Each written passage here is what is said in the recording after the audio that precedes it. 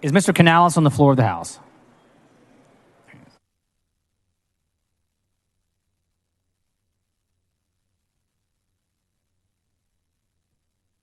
The chair recognizes Mr. Canales for a motion. Mr. Speaker, members, after visiting the Senate, it's my understanding they drafted or passed a resolution to start moving some of our bills. So I move that the House grant permission for the House Committee on Transportation to meet while the House is in session at 7 p.m. in room 1W.14 Agriculture Museum to consider pending and referred committee business. Members heard the motion's objection. Chair hears none, so ordered. The following announcement, the clerk read the announcement. The Committee on Transportation will meet today at 7 p.m. in room 1W14 Agricultural Museum in a formal meeting to consider pending, referred, and committee business. The chair lays out on second reading HB 798. The clerk will read the bill. HB 798 by Collier relating to crime victims' compensation for certain relocation and housing rental expenses. The chair recognizes Ms. Collier for a motion.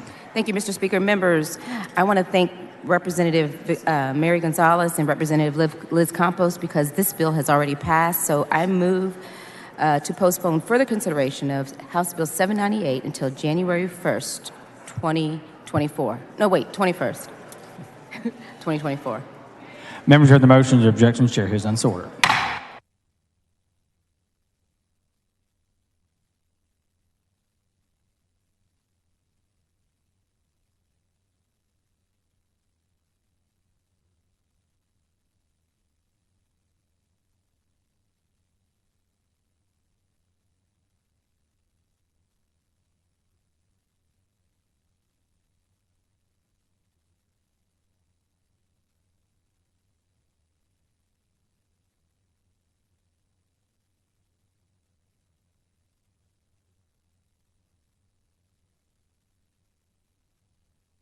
The chair lays out on second reading HB 4220. The clerk will read the bill. HB 4220 by Clardy relating to the Office of the State Long-Term Care Ombudsman. The chair recognizes Mr. Clardy to explain the bill. Thank you, Mr. Speaker. This is a bill dealing with the Ombudsman program run through HHSC. I want to thank several people on this. And one thing I do want to say, my wife Judy and I are coming through a period the last 4 or 5 years where our parents, all three of our parents, late parents, went through long-term care. And I want to say the Ombudsman program is one of the most successful programs we have in the state. Over 100 professionals, 300 volunteers. And the goal of this bill is to make them more responsive, transparent to the residents and families, and improve accountability and consistency. I do know that there's an amendment on this. I'm also very thankful for Ms. T. She addressed some of the concerns of the AARP, which I don't understand because she's not even eligible to be a member of the AARP. But she has an amendment that is acceptable to the author. The following amendment, the clerk will read the amendment.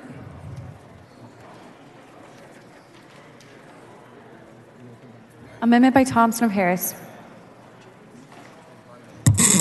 Mr. Speaker and members, the AARP had a concern about this bill, and Mr. Clardy is gracious enough to allow me to place an amendment on his bills to relieve those concerns. And the concerns involve Section 3A of the bill that relates to documents, and they want to make sure that the documents that they're able to obtain during the normal course of business and documents that are obtained during litigation are all considered during business hours. For that, I move acceptance.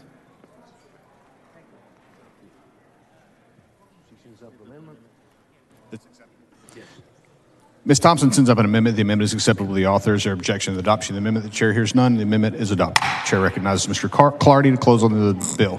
Thank you, Speaker. Thank you, Speaker. And again, this bill really focuses on transparency, improves accountability, consistency. It has a written record, so we know that they're consistent in their advocacy. With that, members, I would appreciate your favorable consideration. I move passage. Question occurs on passage to engrossment of HB 4220. This is a record vote. The clerk will ring the bell. Show Mr. Lozano voting aye. Have all voted? Show Mr. Jatan voting aye. There being 126 ayes, 13 nays, HB 4220 is passed to engrossment. Chair lays out on second reading HB 3031. The clerk will read the bill. HB 3031 by Johnson of Dallas relating to a grant program for members of the Texas military forces experience financial hardship caused by a tax withholder error. Chair recognizes Ms. Johnson of Dallas to explain the bill. Thank you, Mr. Speaker. Members, in 2021 and 2022, the Texas Military Department made a tax withholding error that affected thousands of our guardsmen deployed for Operation Lone Star. State officials set up payroll to pay service members twice a month rather than once a month, causing the payroll system to withhold too little in federal taxes. Due to this, nearly 7,000 of our service members across the state were hit with unexpected tax bills at the end of the year, and some of these bills were over $3,000, and many of them were unable to afford it. Regardless of total owed, unexpected tax bills are always an unpleasant surprise and can cause great financial stress. House Bill 3031 creates a grant program to provide monetary assistance for guardsmen who experience financial hardship as a result of this withholding error. The bill directs the military department to create grant application procedures and allow the department to establish additional eligibility criteria. I really want to thank Chairman Wilson.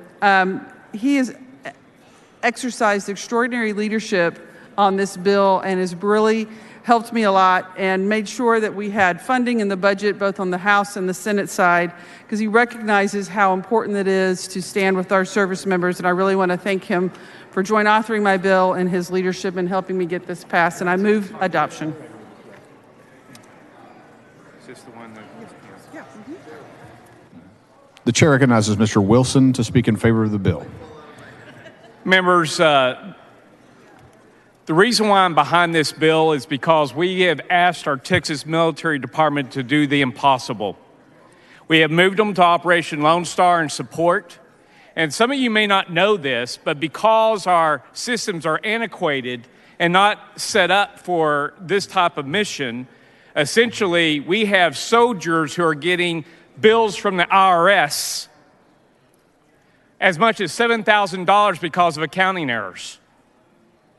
So our soldiers and airmen who are in support of this mission, because we do not have the systems in place, they are going through these sorts of issues. And as you know, they're separated from their families.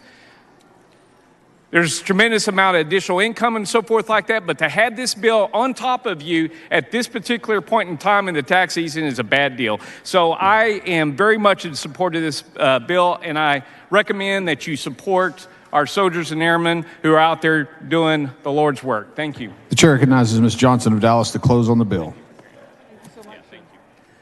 Members, I move adoption. Question occurs on passage and engrossment of HB 3031. All those in favor say aye. All those opposed say nay. The ayes have it, and HB 3031 is passed in engrossment.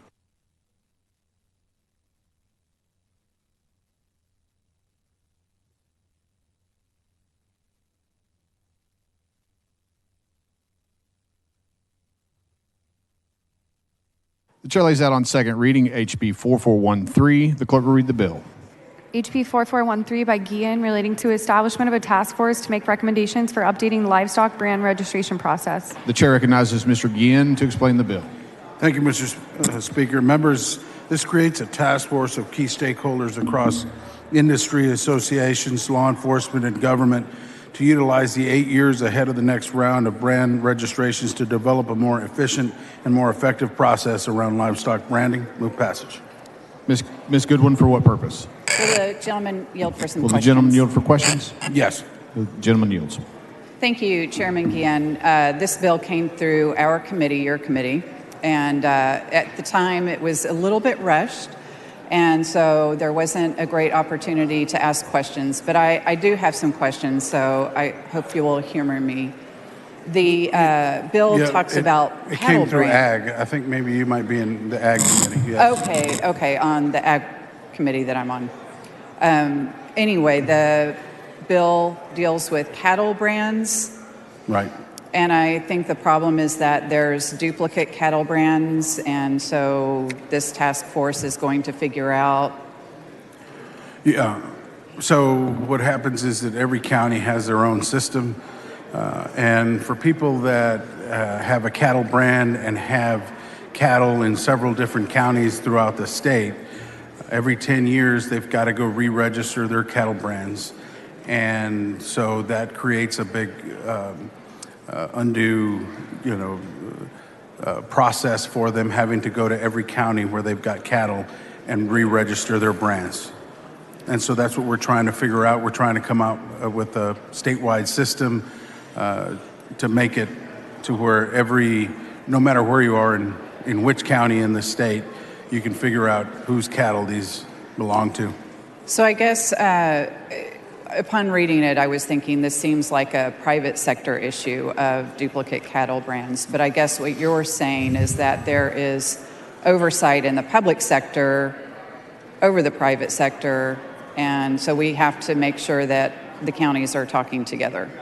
Absolutely, yeah. So this last year, or these last couple of years, was the 10-year deadline to re-register your cattle brand. So everybody this past couple of years, they had to go back to every county and re-register their cattle brands. And so we had a lot of calls and a lot of concerns from ranchers across the state that were having issues having to physically go to every county to re-register.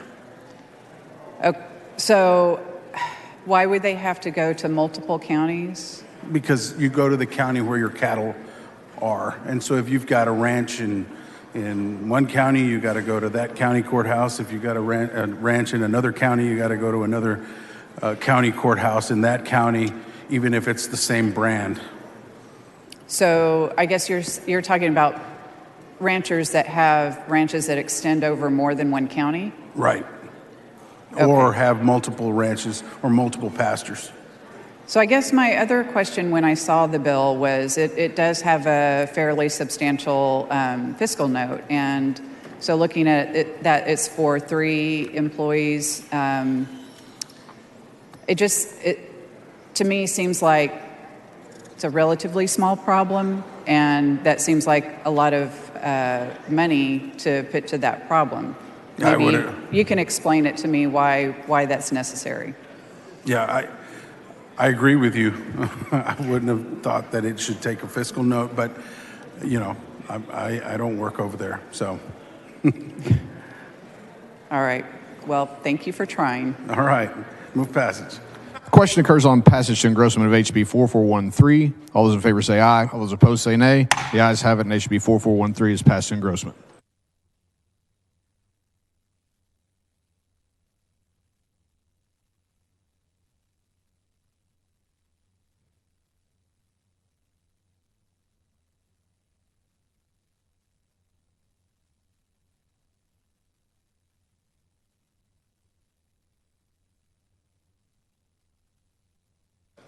The chair lays out on second reading SB 7.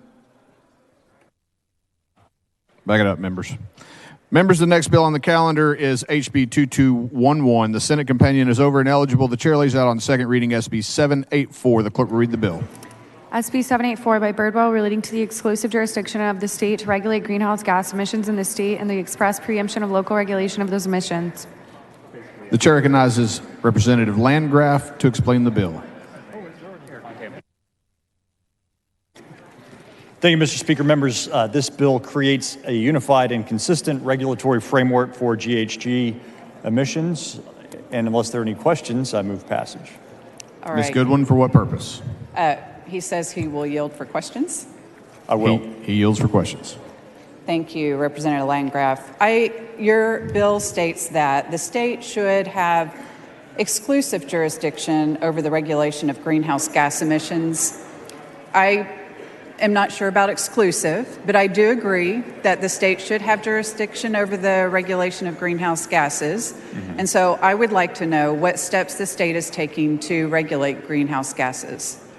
So to answer the first part of your question, yes, the word exclusive does appear in the bill as a proposed provision to that section, but it also does very clearly state that that is the case except to the extent that state law would be preempted by federal law. So within the context of state versus local government regulation, there would be exclusive regulatory authority given to the state. To answer the second part of your question, The short answer is that obviously we have the lawmaking authority here in the legislature, but also TCEQ has numerous regulations dealing in this with this subject matter. So I'm sure you're aware, many areas of Texas are in severe non-attainment for ozone, and the state has an agreement with the federal government called the State Implementation Plan, or SIP, to reduce these emissions. You include nitrogen oxide as a greenhouse gas cities cannot regulate, but reducing nitrogen oxide emissions are called for in our SIP to reduce ozone emissions. If cities are following strategies in the SIP and making rules to enforce limits on the amount of time a car, ship, or construction equipment is allowed to idle, are they violating the bill?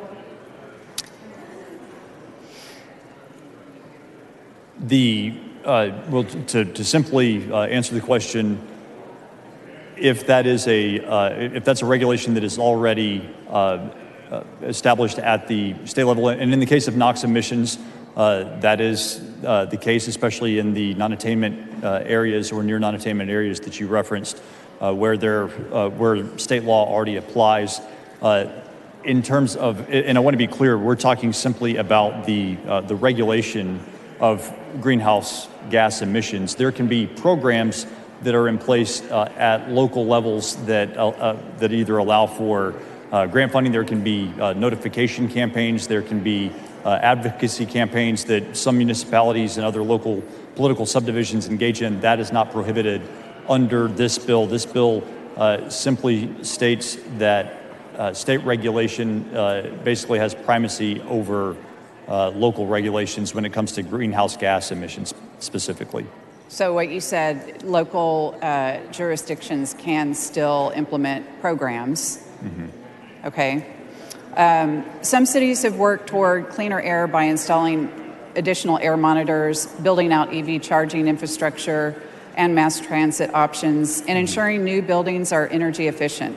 I know many cities are creating climate action plans to guide their efforts to reduce emissions, but I'm confused about what parts of these plans violate this bill. Can you give me any specific examples of how cities are regulating greenhouse gases in ways that would violate this bill?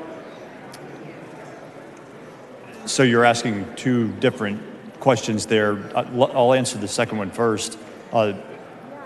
It's clearly stated in the bill that yes, well, there is no prohibition against the programs that you referenced in the first part of your question.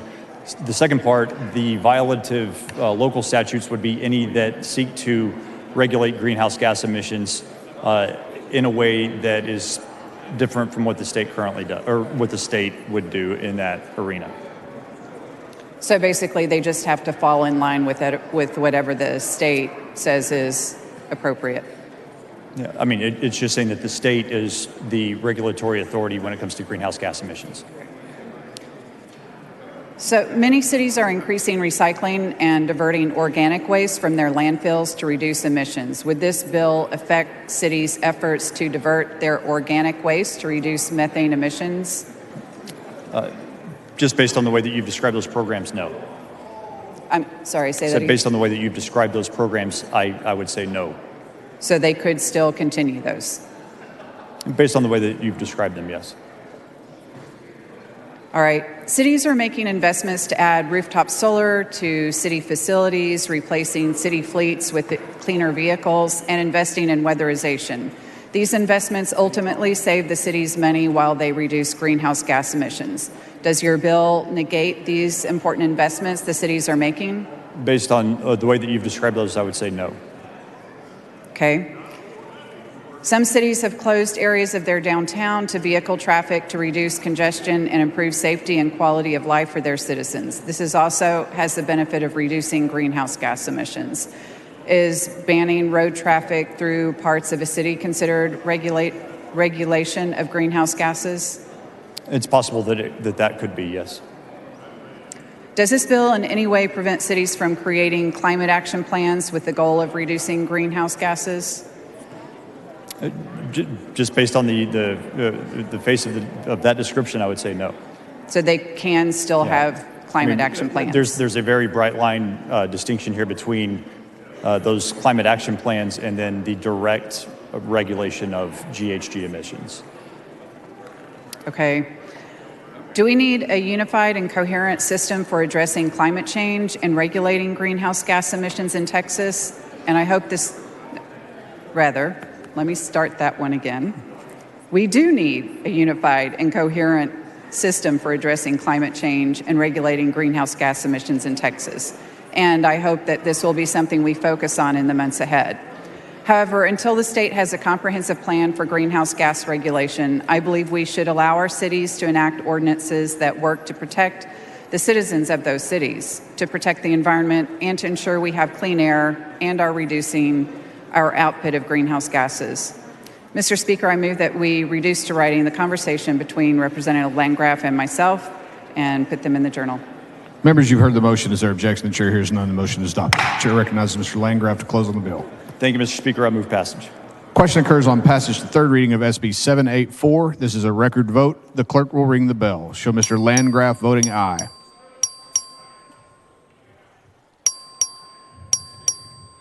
Show Mr. Metcalf voting aye. Have all voted? Show Mr. Leach voting aye. There being 96 ayes, 43 nays, Senate Bill 784 is passed to third reading. Representative Landgraf moves to lay House Bill 2211 on the table subject to call. Is there objection? The chair hears none, and the motion is adopted. Members, the chair recognizes Mr. Metcalf for a very important announcement. Thank you. Thank you. Mr. Speaker, members, it is Mr. Guerin has kindly donated meat, ribs, and brisket for tonight's dinner, so be sure to thank Mr. Guerin. He's been in business for over 37 years, and also County Line Barbecue has provided the sides. They have been in business for over 48 years. Thank you, Mr. Speaker and members. Enjoy your dinner. Don't use the members.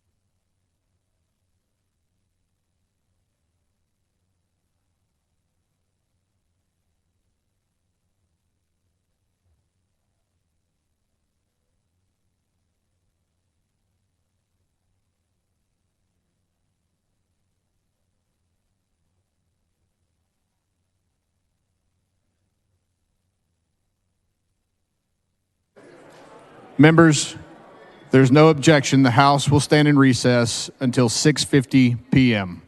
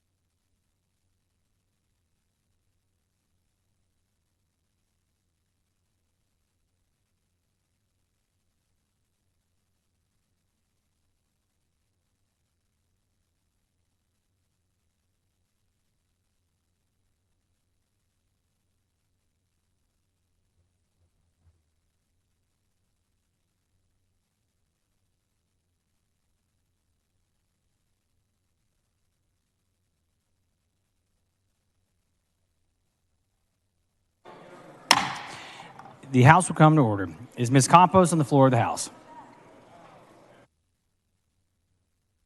Is Mr. Burrows on the floor of the House?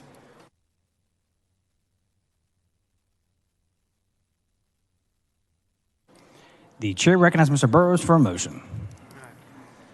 Speaker, I move the House grant permission for the Committee on Calendars to meet with the House in session today at 8 p.m. in room 1W14, Agriculture Museum, to consider a calendar. Members of the motion objecting, the chair hears none, so ordered. The following announcement, the clerk will read the announcement.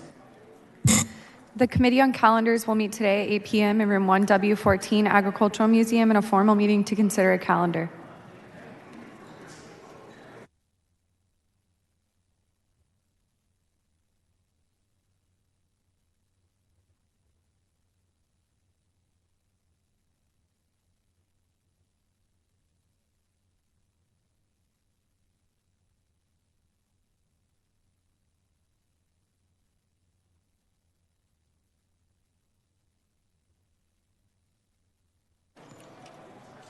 The chair lays out on second reading HB 4759. The clerk will read the bill. HB 4759 by Campos, relating to an attack by a dangerous dog, increasing a criminal penalty. The chair recognizes Ms. Campos to explain the bill. Mr. Speaker, I do have an amendment.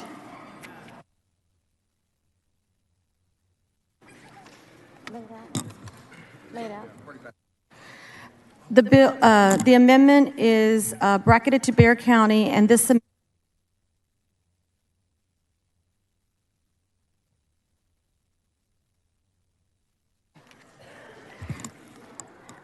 Thank you, Mr. Speaker. Members, on February 24th, 81-year-old Ramon Najera was mauled to death by vicious dogs in San Antonio.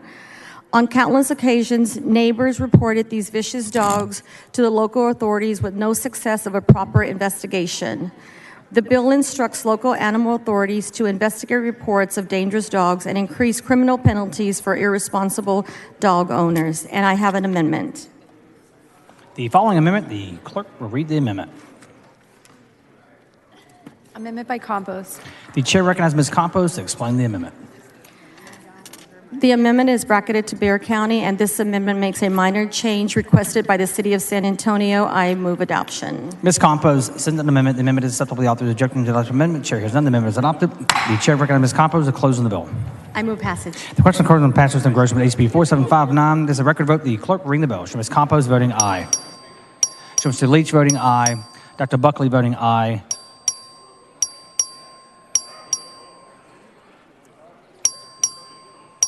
Have all members voted? There being 113 ayes and 23 nays, HB 4759 is passed in engrossment. The chair lays out on second reading HB 3708. The clerk read the bill. HB 3708 by Buckley, relating to creating an allotment under the Foundation School program for school districts that allow non-enrolled students to participate in the University Interscholastic League activities. The chair recognizes Dr. Buckley to explain the bill. Thank you, Mr. Speaker. Members, House Bill 3708 will allow a school district that chooses to allow a homeschool student to participate in UIL activities to receive an allotment of $1,500 per student per activity. I move passage. The question occurs on passing engrossment HB 3708. All in favor say aye. Opposed say nay. The ayes have it. HB 3708 is passed in engrossment.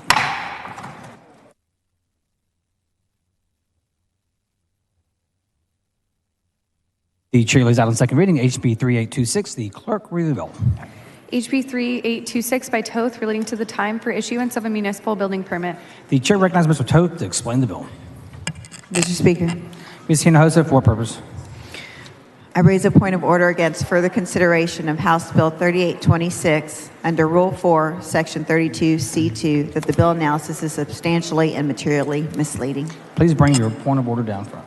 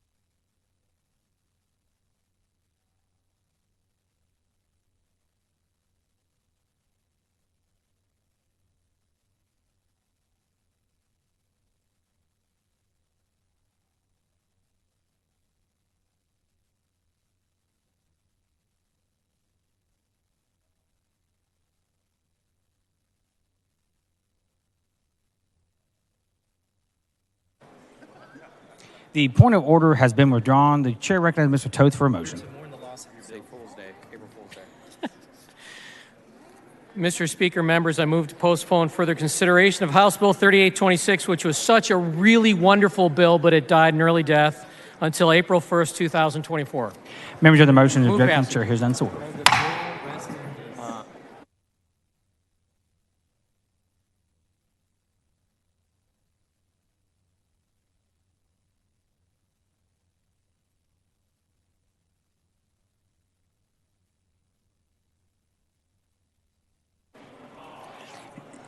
The chair lays out on second reading HB 4449. The clerk will read the bill. HB 4449 by Reynolds relating to the establishment of a task force to study disciplinary practices and policies in public schools. The chair recognizes Mr. Reynolds to explain the bill. Thank you, Mr. Speaker. House Bill 4449 will create a task force to study, evaluate, and make recommendations for best practices and policies relating to student discipline in public schools. The Commissioner of TA will appoint the members of the task force. There was no fiscal note. I move passage. The question occurs and passes the engrossment of HB 4449. This is a record vote. The clerk reading the bill. Show Mr. Reynolds voting aye. Show Mr. King of Hemphill voting nay. Mr. Patterson voting nay. Show Mr. Schofield voting nay. Have all members voted? Show Ms. Leo Wilson voting nay. There being 67 ayes, 71 nays, HB 4449 fails to pass the engrossment.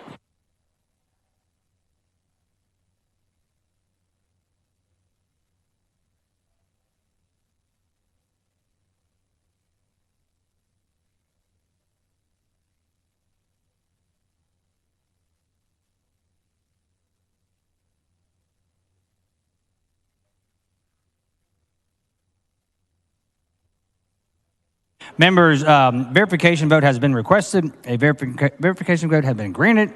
Members, please take your seats.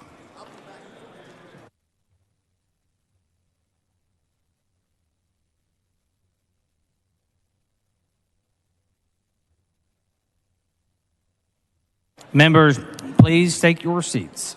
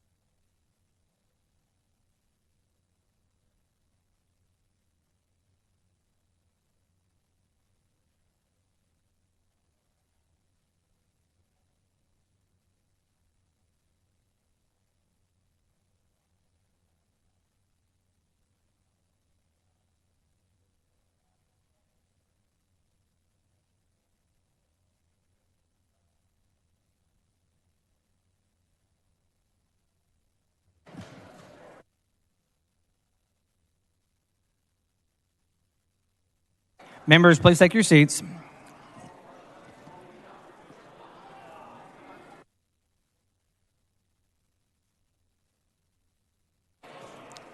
The clerk will proceed by calling the members who voted nay. Anderson.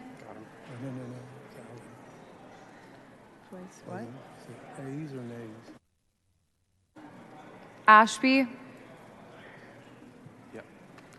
Bales.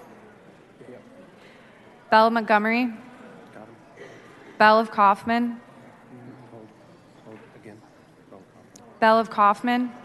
Is Mr. Bell of Kaufman on the floor of the House?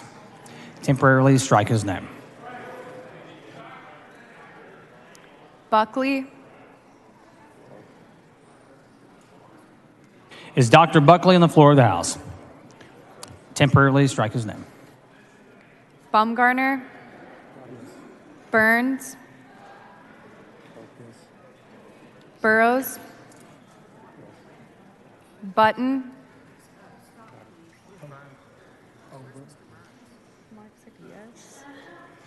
Is Mr. Burns on the floor of the House? Temporarily strike his name. Okay, I'm sorry. Burrows, Button, Kane,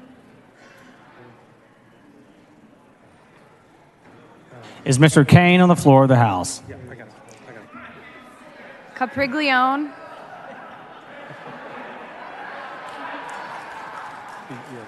Can someone give Mr. Kane a step stool? There he is. All right, thank you, Mr. Kane. should I say Capriglione again? He's right there. Okay. Yeah, say it again. Capriglione, Yes. Yeah. Clardy, Cook,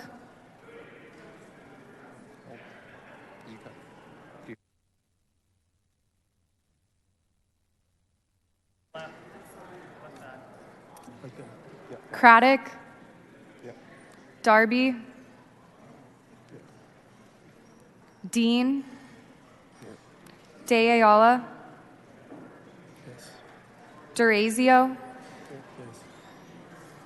Frank, Frazier, Gates, Gerties, Garin, Goldman, Guillen, Harless, Harris of Anderson, Harrison, Hayes, Yes. Hefner, Holland, Hull, Cassell, Yes. King of Hemphill, Kitzman, Click, Kimple, Lambert,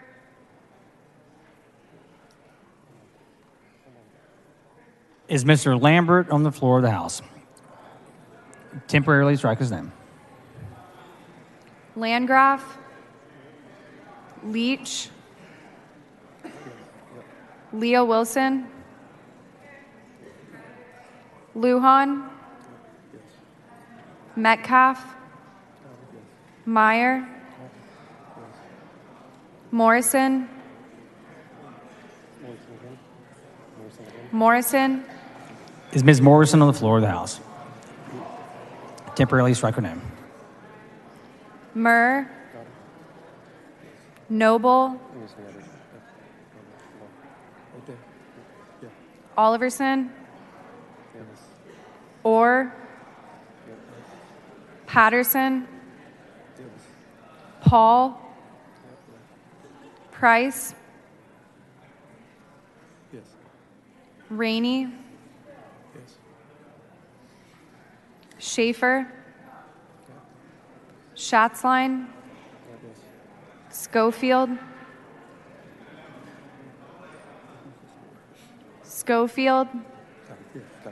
Shaheen, Shine, Slauson, Smithy, Spiller, Stuckey, Swanson, Tepper, Thompson of Brazoria, Tenderholt, Toth, Van Dever, Vasut, Wilson. Those are all the. The clerk will now call the members voting aye. Allen, Allison, Anchia,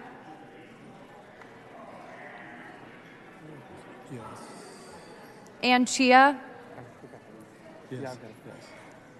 Bernal, Bojani, Bowers, Bryant,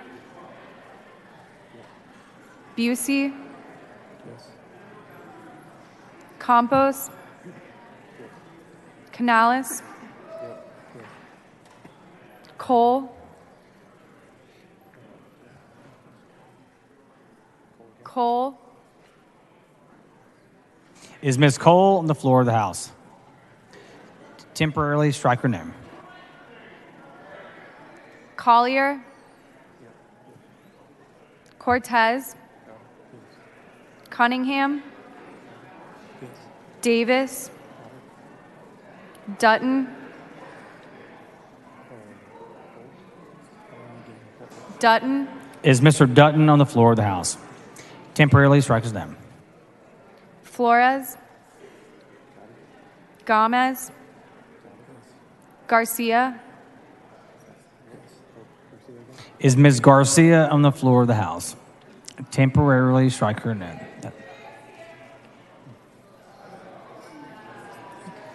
Verify Ms. Garcia.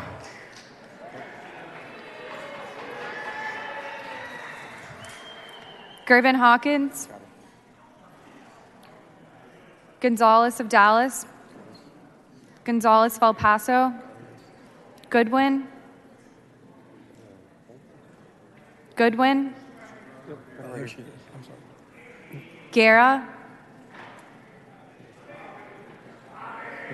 Harris of Williamson. Hinojosa. Howard. Hunter. Isaac. A. Johnson of Harris. J. Johnson of Harris. Johnson of Dallas. Jones of Dallas. Harris. Oh, I'm sorry. Yep.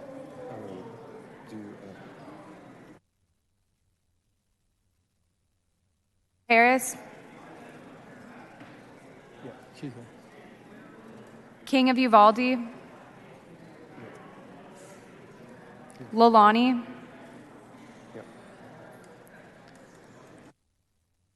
Lopez of Cameron. Lopez of Bear. Manuel. Martinez. Martinez Fisher. Meza. Moody. Morales of Harris.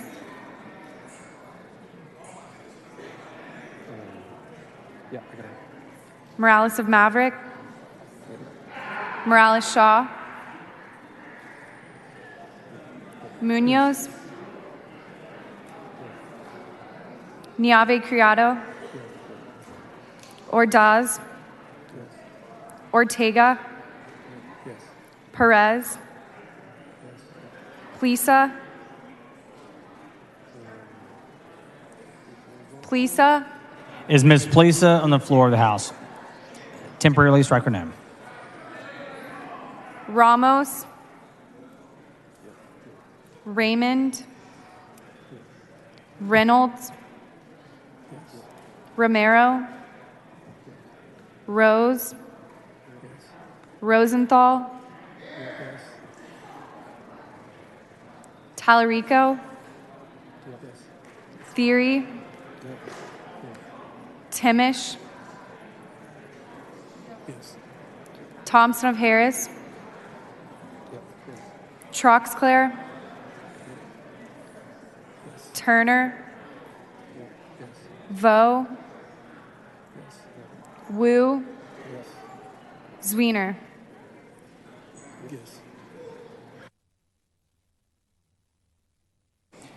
Is Mr. Bella Kaufman on the floor of the House? Verify his vote. Is Dr. Buckley on the floor of the House? Verify Dr. Buckley. Is Mr. Burns on the floor of the House? Verify Mr. Burns. Is Mr. Lambert on the floor of the House? Strike Mr. Lambert. Is Ms. Morrison on the floor of the House? Strike her name. Is Ms. Cole on the floor of the House? Strike her name. Is Mr. Dutton on the floor of the House? Strike his name. Is Ms. Plisa on the floor of the House? Strike her name.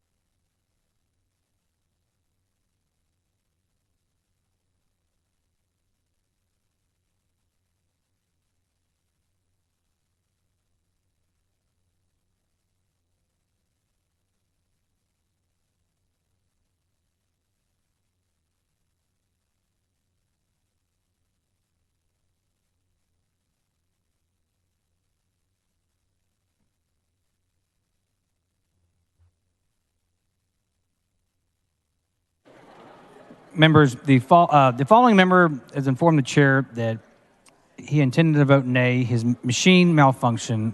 Please show him voting nay. Mr. Smith.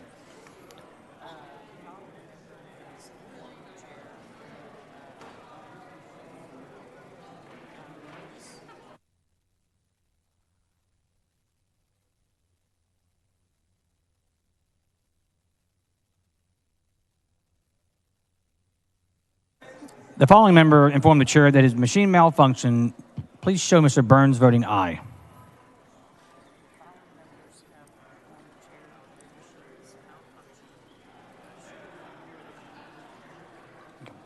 The following members have informed the chair that their machines malfunction. Please show them voting nay. Ms. Harris of Williamson, Ms. Troxclear, Ms. Timish, Mr. Hunter, Ms. Lopez of Cameron.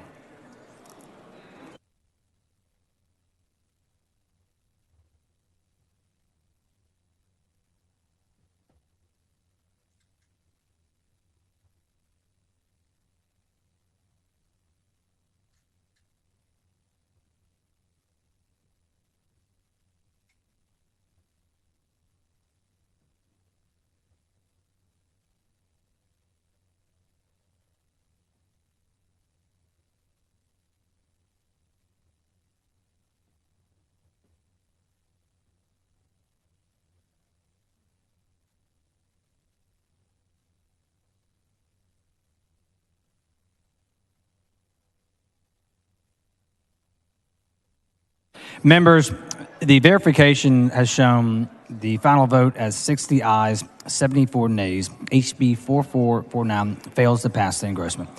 Ms. Rose, for what purpose? Mr. Speaker, are we not charged with taking care of the business of Texas here? We are, Ms. Rose. So do you think it's appropriate for grown folks to walk around here and put stink bombs on the House floor? The chair is not advised, Ms. Rose. I'm sorry, I didn't hear you, Mr. Speaker. I said the chair is not advised.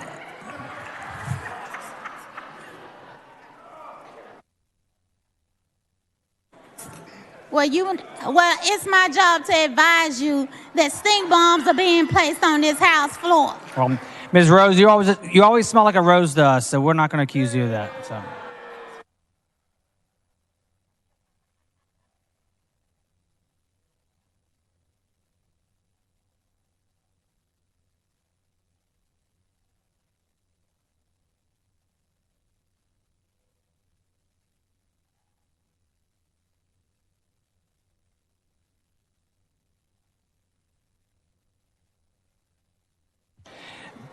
Please excuse Ms. Pleasa because of important business in the district on the motion of Mr. Jones of Harris. The objection, chair has none so ordered. Members, the next bill on the calendar is HB 2412. The Senate campaign is over and eligible. The chair lays out Senate Bill 1180. The clerk read the bill. SB 1180 by Perry relating to civil actions by a civilly committed individual. The chair recognizes Mr. King of Hemphill to explain the bill. Thank you, Mr. Speaker. Members, in 2015, the Texas Civil Commitment Center opened in Littlefield, Texas. This facility houses violent sexual predators. There are significant court costs when frivolous lawsuits are filed. Senate Bill 1180 seeks to help reduce court costs by limiting frivolous lawsuits. Move passage. The question occurs on passage to third reading of SB 1180. All in favor say aye. Opposed say nay. The ayes have it. SB 1180 is passed to engrossment. Mr. King moves to lay House Bill 2412 on the table, subject to call of objection. Chair hears none so ordered.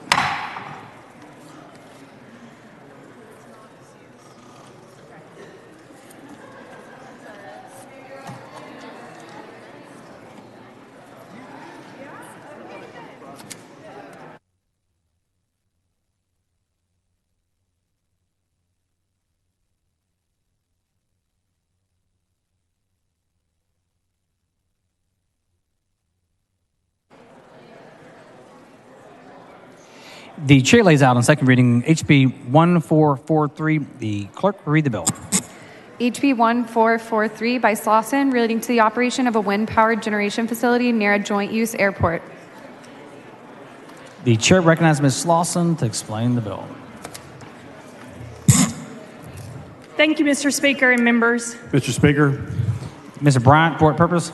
I raise a point of order against further consideration of CSHP 1443 on the grounds that the substitute's not germane to the original bill and that it violates House Rule 11, Section 2. There's germaneness rule in House Rule 4, Section 40 through 41. Please bring your point of order down front.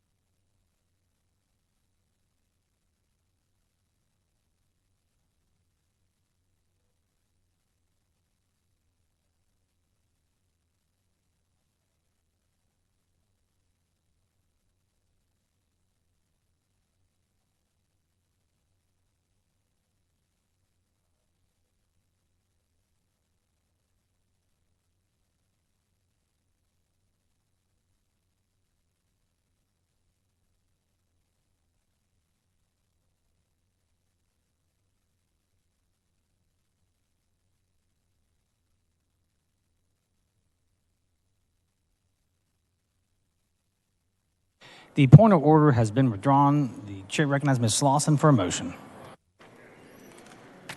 Thank you, Mr. Speaker. I move to postpone further consideration of HB 1443 until June 1st, 2023. Members of the motion, is there objection? The chair hears none, so ordered.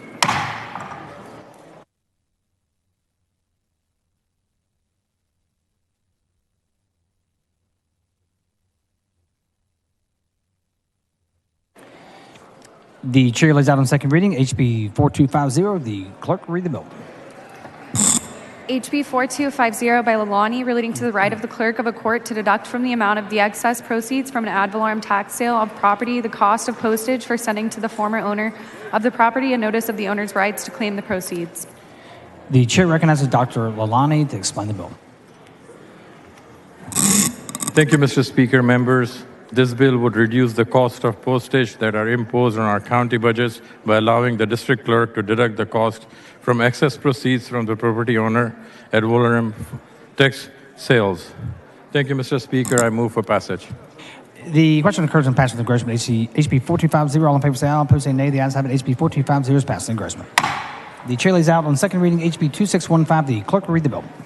HB 2615 by Gates relating to the operation by a school district of a vocational education program to provide eligible high school students with vocational and educational training under a plan for the issuance of a high school diploma and the application of certain student-based allotments under the public school finance system. The chair recognizes Mr. Gates to explain the bill. Mr. Speaker.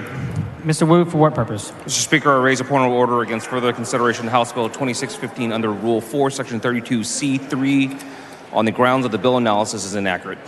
Please bring your point of order down front.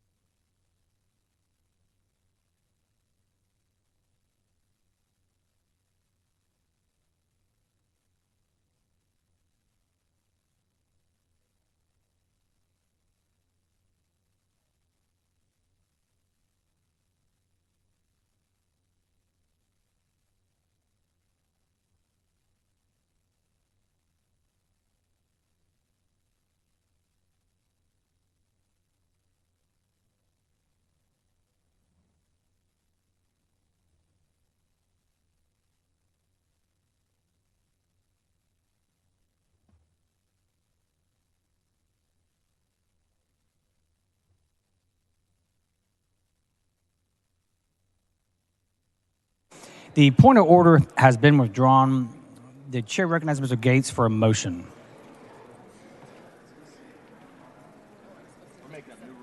Mr. Speaker, I move to postpone further consideration of HB 2615 to 9:30 p.m. tonight. Members, you've heard the motions. Objection, chair hears none, so ordered.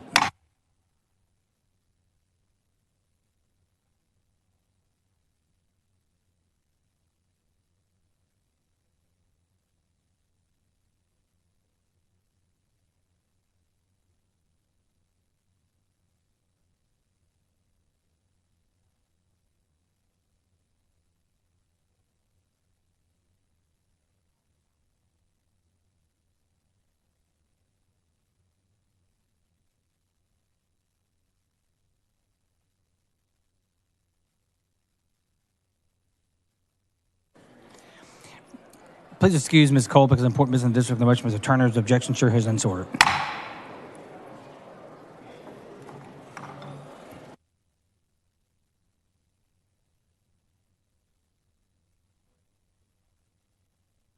The chair lays out on second reading, HB 4306. The clerk will read the bill. HB 4306 by DeRazio, relating to a study by the Attorney General on the feasibility of linking debit card transactions to Bullion and Texas Bullion Depository. The chair recognizes Mr. DeRazio to explain the bill. Relevant. Thank you, Mr. Chairman. Members, this bill is a study on the feasibility of linking this with this. Debit card to transactions to bulletin. I believe there is an amendment on this bill. Okay. Mr. Moody, for on what the purpose? bill, I'll wait after the amendment. The following amendment, the clerk read the amendment. Amendment by Kerpiglione. The chair recognizes Mr. Capriglione to explain the amendment. Thank you, Mr. Speaker. Members, this amendment simply expands the scope of the study to include all legal considerations. It doesn't rewrite the story, it recaptures the glory. I move passage. Mr. Capriglione sent an amendment. The amendment is acceptable. The author's objection to the adoption of the amendment. Chair hears none. The amendment is adopted. The chair recognizes Mr. DeRazio to close on the bill. Thank you, Mr. Chairman. Mr. Moody, for what purpose? Will the gentleman yield for some questions? The gentleman yield for some questions. Yes, I will yield for questions. The gentleman yields. I appreciate Mr. Capriglione's layout of his amendment. I want to talk a little bit about the bill. So, what it's doing is you've got gold. What it's stored in the depository. Yes, sir. This is the study of the feasibility of the gold in the Texas Bullion Depository. Okay, and the ability to be able to withdraw it via a debit card, and you can withdraw it at any bank that MasterCard or whatever would work. Okay, and I'm curious about the kind of research that you did in getting ready for this. I know the bill itself requires a study, but there's a long history about people withdrawing gold, and I'm wondering, was there anyone of Irish descent, maybe on your staff, that looked at the provisions of this bill? Yeah, my staff have looked at that, and we also have other people who are involved in the PayPal industry that also are looking at this study. That's good. I recently was able to watch a series of documentary films about gold, and I was wanting to see if that was part of your research and something that you reviewed. Did you see the film Leprechaun? I saw parts of it. As a matter of fact, we had one of those leprechauns working for us. Okay. His name was Chester. And so Chester was walking down the street, and he was upset at the city of San Antonio because the sidewalks were too tall. And so he was suing them because his butt was dragging on the sidewalks. And so he got that straightened out. Well, I appreciate that, and I think that's very inclusive of you. Did you happen to see the documentary film Leprechaun 2? No, I missed Leprechaun 2. I bet it was pretty interesting, especially since they were going after all the gold. And that's the gold that we were supposed to put in the Texas Bullion Depository. And that way we can have people make withdrawals from it. How about Leprechaun 3? No, I missed 3 through 8. Okay. Now, there took a turn in the next film, but it was Leprechaun 4 in space. Was that something that you were able to... No, but if you think about the Leprechaun really in space, those guys should make a whole lot of money going through all those planets, picking up all the golds there. Okay. How about there was actually a little bit more of a kind of a little deeper dive into some of the policy around gold in Leprechaun in the Hood. Did you see that film? No, I think I missed that film, probably because it was too interesting for me to handle. Okay. Leprechaun Back to the Hood, which kind of covered some issues that they didn't cover in the previous film. No, I wasn't a bachelor for 41 years, so I don't understand that kind of stuff. Understood. And just a couple more. I think it's important to always get a good digest of things that are out there. Leprechaun Origins. I'm sorry? Leprechaun Origins. Leprechaun Origins. Didn't they come from Snow White and the Seven Dwarfs? It's one of those I didn't get to see either, so I was just kind of curious about it. And I think there was, what capped off the series of films was Leprechaun Returns. And I think it brought to us a lot of lessons about the dangers of withdrawing gold from certain people. Want to make sure that you were able to view that before you worked on this study. Well, you know something about leprechauns. They are extremely industrious. As a matter of fact, I've never known a leprechaun to lose any gold. However, in the midst of things, they knew exactly where it went when it wasn't in their possession, but it wasn't in their possession anymore. Well, Mr. Drazio, I certainly appreciate the depth of your research you did before bringing this bill to the House floor, and I look forward to voting for it. Thank you, sir. Thank you. Mr. Speaker, I've moved passage. The question occurs to pass an engrossment of HB 4306. All in favor say aye. Opposed say nay. The ayes have it. HB 4306 passed in engrossment. The chair lays out on second reading HB 40. The clerk read the bill. HB 40 by Zwiener relating to an exemption from ad valorem taxation of the portion of the appraised value of a person's property that is attributable to the installation in or on the property of certain water conservation systems. The chair recognizes Ms. Zwiener to explain the bill. Members, this is the enabling legislation for the HJR we passed earlier today. Move passage. The question occurs to pass an engrossment HB 40. All in favor say aye. Opposed say nay. The ayes have it. HB 40 is passed in engrossment.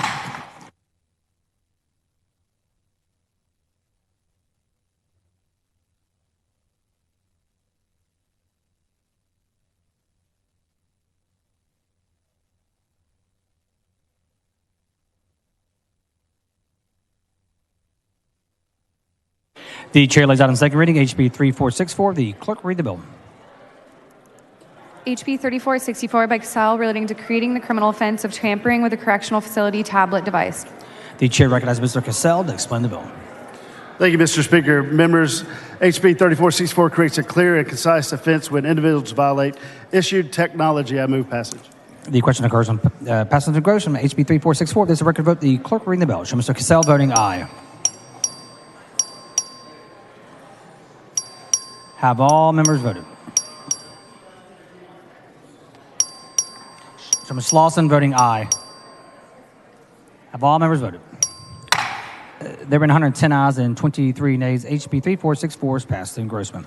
The chair lays out on second reading HB 4120. The clerk read the bill. HB 4120 by Guillen relating to the inspection of the location of a proposed Class 1 injection well. The chair recognizes Mr. Guillen to explain the bill. Thank you, Mr. Speaker. This allows the TCEQ to accept inspection reports prepared by third-party licensed engineers or geoscientists. Move passage. The question occurs to pass an engrossment HB 4120. This is a record vote. The clerk will ring the bell. Show Mr. Guillen voting aye.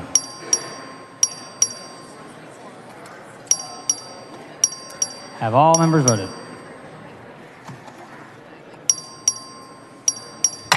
There being 87 ayes and 45 nays, HB 4120 is passed in engrossment. The chair lays out on third reading HB 211. The clerk will read the bill.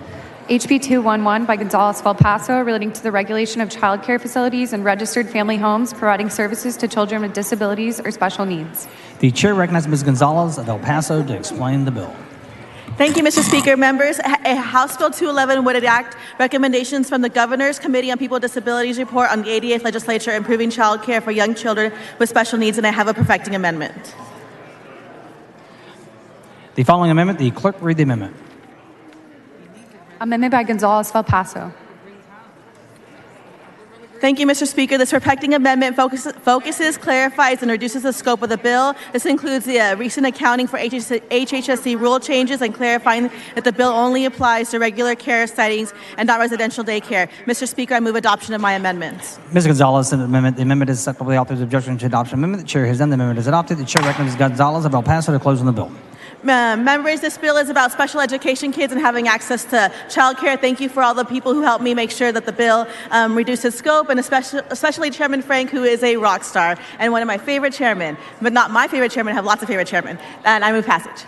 The question occurs on passage of engrossment to HB 211. This is a record vote. The clerk will read the bill. Show Ms. Gonzalez of El Paso voting aye. Have all members voted?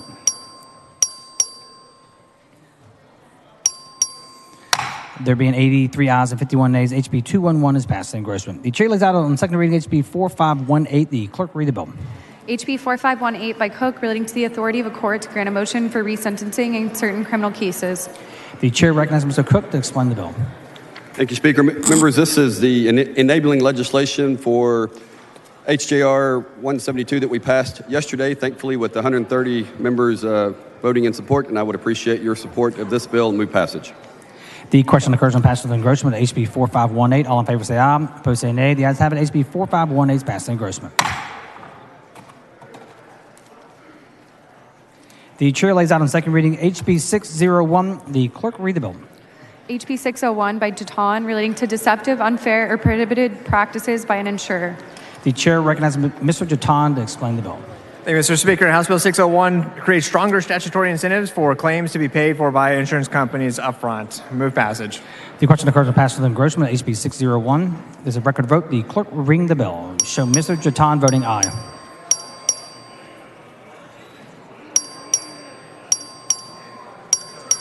Have all members voted?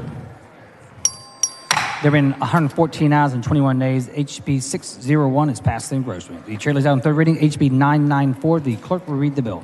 HB 994 by Munoz relating to Sheriff's Department civil service systems in certain counties. The chair recognizes Mr. Munoz to explain the bill. Thank you, Mr. Speaker. Members, this just puts the discipline standards in line from municipal to county. Mr. Canales, for what purpose? The gentleman, you? Yeah. The gentleman Is the Sheriff's Association for this one? Yes, they're for this one. Move passage. The question occurs on passage of engrossment to HB 994. All in favor say aye. Opposed say nay. The ayes have it. HB 994 is passed in engrossment.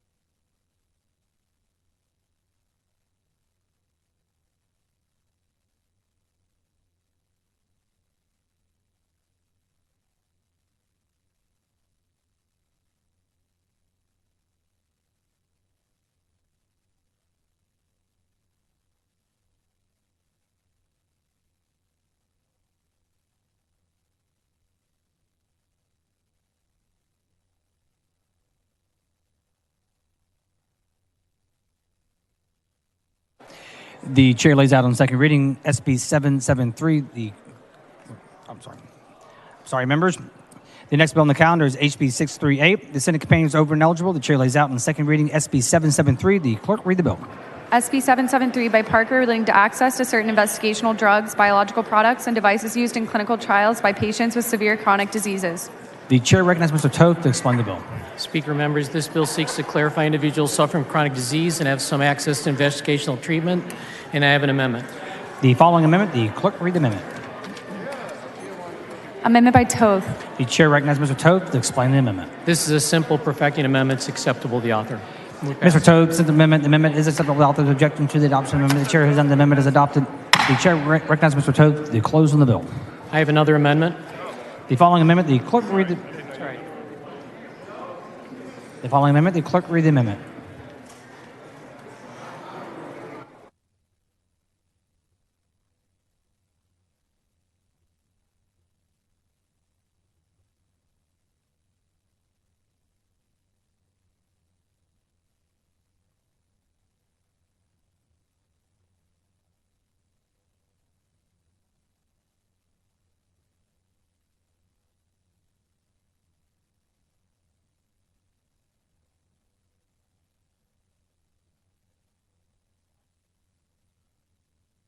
The following amendment, the clerk read the amendment.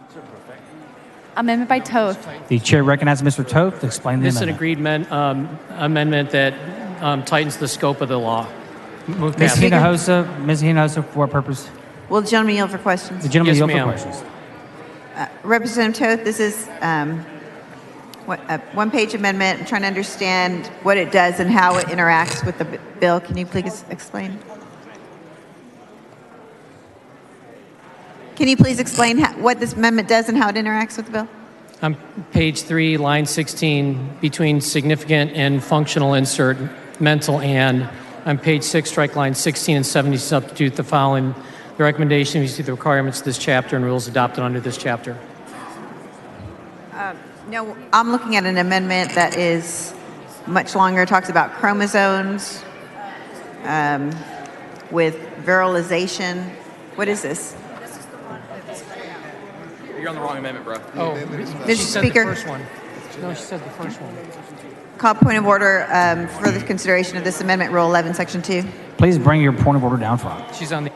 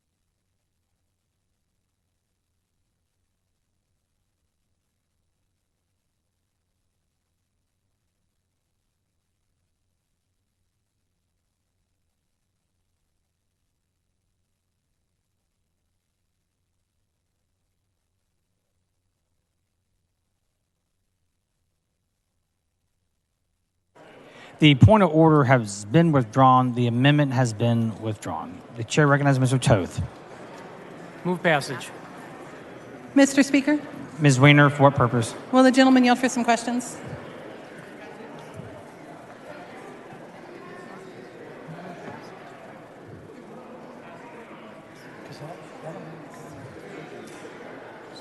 Ms. Weiner, he did move passage. I'm sorry, Mr. Speaker. We're just trying to understand the amendment that already went on. I was standing right here.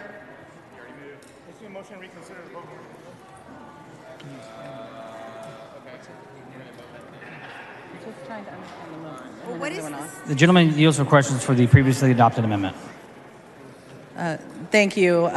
Representative Toth, since we already had a conversation about your second amendment, we just want to make sure we understand what your first amendment that went on the bill does. Could you tell us the intention of the changes on page 3, line 16? This is going back a little bit, but it's a clarifying amendment that Ledge Council asked us to put into it to perfect it. Then I'm sorry, who asked you to put it in? Ledge Council.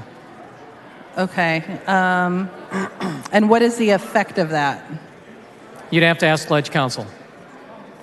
Okay, so I'm seeing entails significant functional, where is insert mental and? Significant mental and functional impairment or severe pain. Okay. And Representative Toth, there's a change on page 6 to strike lines 16 and 17. Could you clarify that for us, please? The intent of those changes?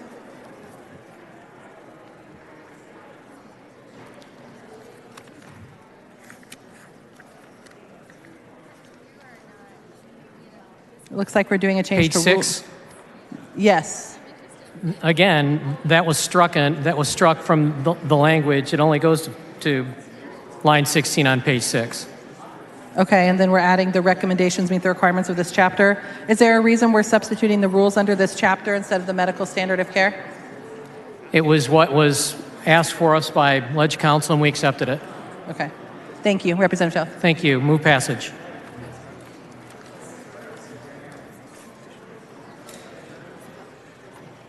The question occurs in passage third reading of SB 773. All in favor say aye.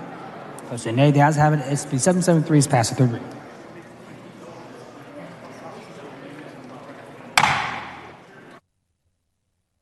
Mr. Toth moves to lay House Bill 638 on the table subject to call to objection. Chair has done so ordered.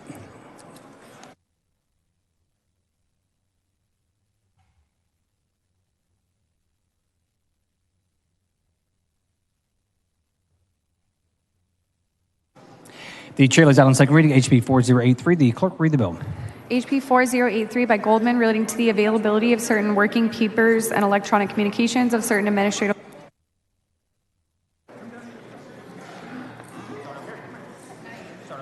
Okay, sorry.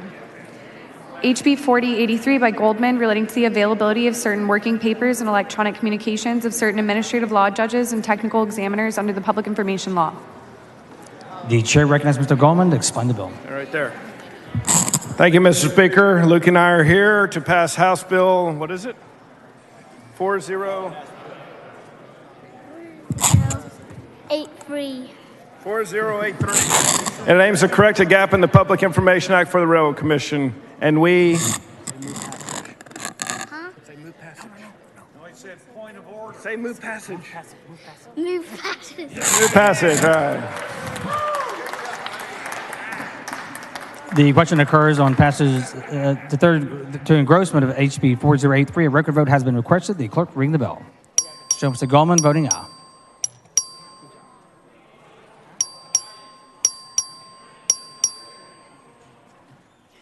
Show Mr. Hunter voting aye. Have all members voted? Show Mr. Dean voting aye. There being 89 ayes and 41 nays, HB 4083 is passed in engrossment. Mr. Canals, for what purpose? Mr. Speaker, will the chair recognize me for a motion to replace Chairman Goldman with Luke? The chair will consider that. Thank you. The chair lays out on second reading, HB 1054. The clerk read the bill. HB 1054 by Turner relating to the classification of certain construction workers and the eligibility of those workers for unemployment benefits, providing an administrative penalty. The chair recognizes Mr. Turner to explain the bill. Mr. Speaker, members. Mr. Hayes, for what purpose? I rise a point of order under Rule 5, Section 19, on the grounds that Representative Patterson is reading a newspaper in the chamber while the House is in session.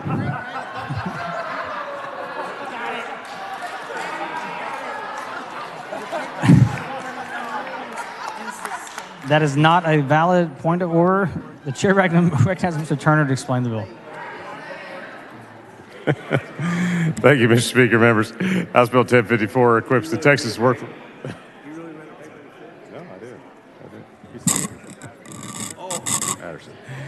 House Bill 1054 equips the Texas Workforce Commission with additional tools to address widespread worker misclassification in the Texas construction industry. This is also known as payroll fraud and occurs when an employer illegally classifies an employee as an independent contractor. This bill would simply allow the public to report suspected misclassification to the Workforce Commission and allow the Workforce Commission to assess penalties for those who have been found to have committed payroll fraud. I move passage. The question occurs to pass on engrossment to HB 1054. This is a record vote. The clerk ring the bell. Show Mr. Turner voting aye. Mrs. Gervin Hawkins voting aye. Mr. Bernal voting aye. Have all members voted? There being 74 ayes, 57 nays, HB 1054 is passed in engrossment. The chair lays out on second reading HB 4873. The clerk will read the bill. HB 4873 by Holland relating to the licensing and regulation of peace officers. The chair recognizes Mr. Holland for a motion. Thank you, Mr. Speaker and members. I move to postpone further consideration of House Bill 4873 until June 7th, 2023, which is the occasion of my 15th wedding anniversary. I love you, Neely. Members, you heard the very cheesy motion. Is there objection? The chair hears none. The motion is adopted.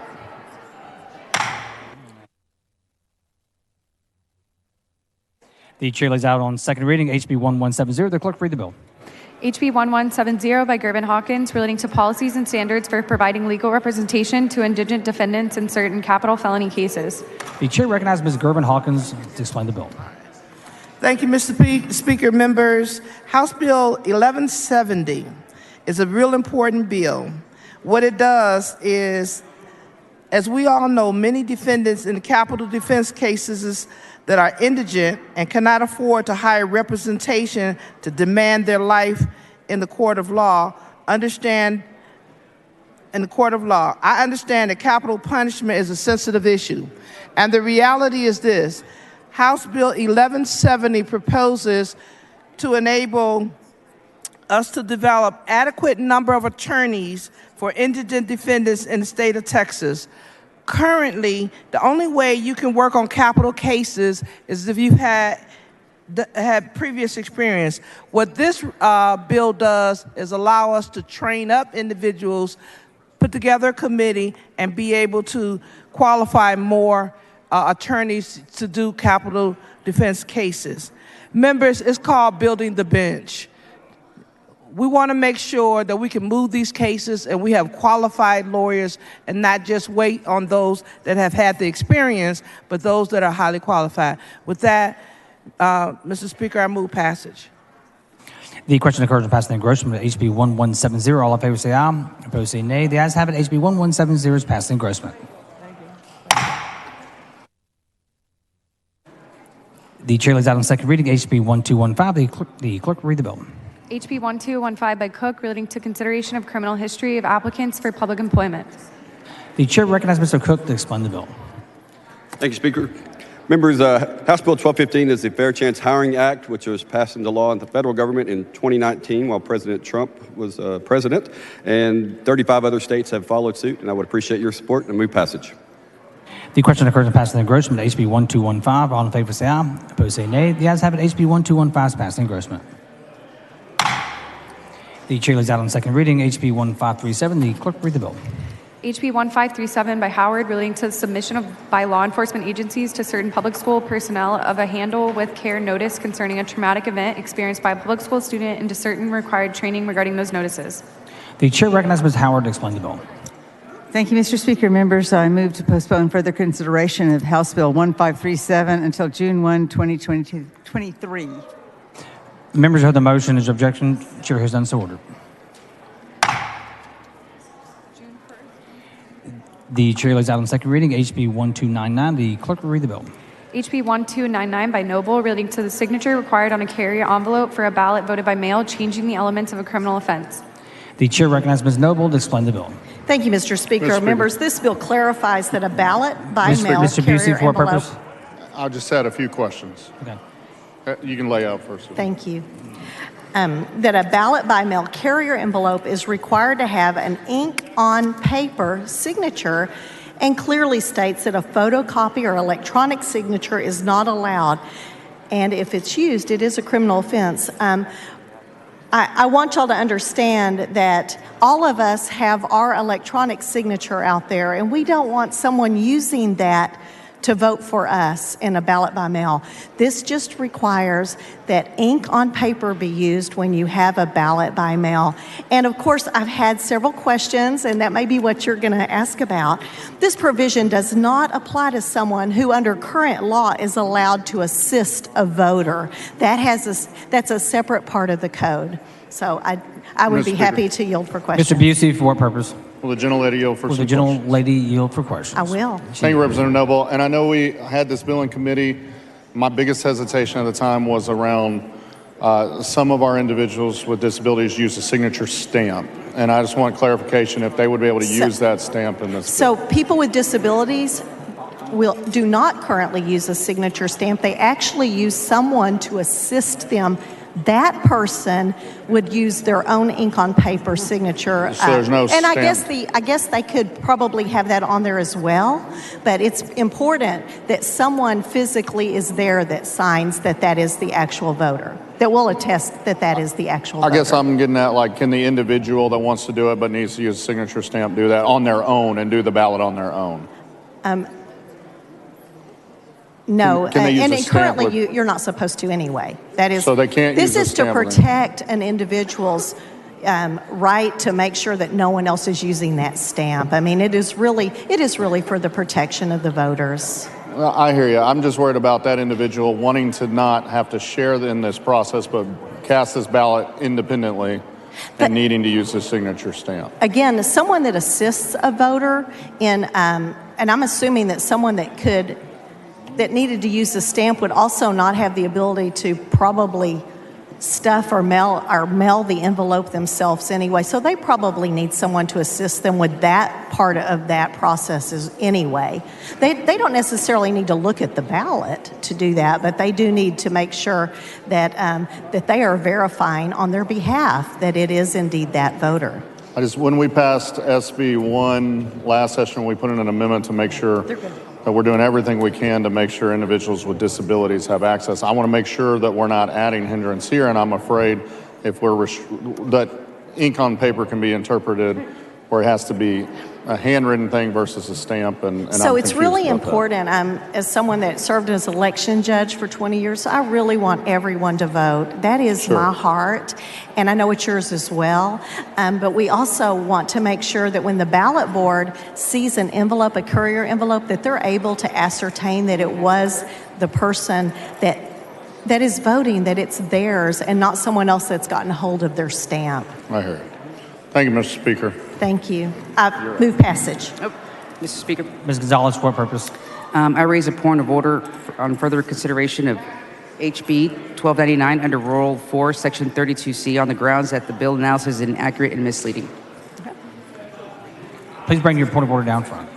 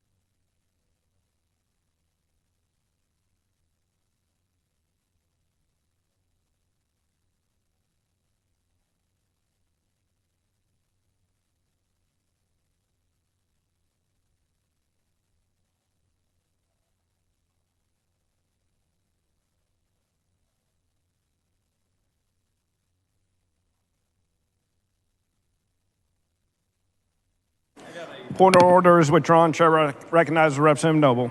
I move passage. Question occurs on passage to engrossment of House Bill 1299. It's a record vote. Clerk will ring the bell.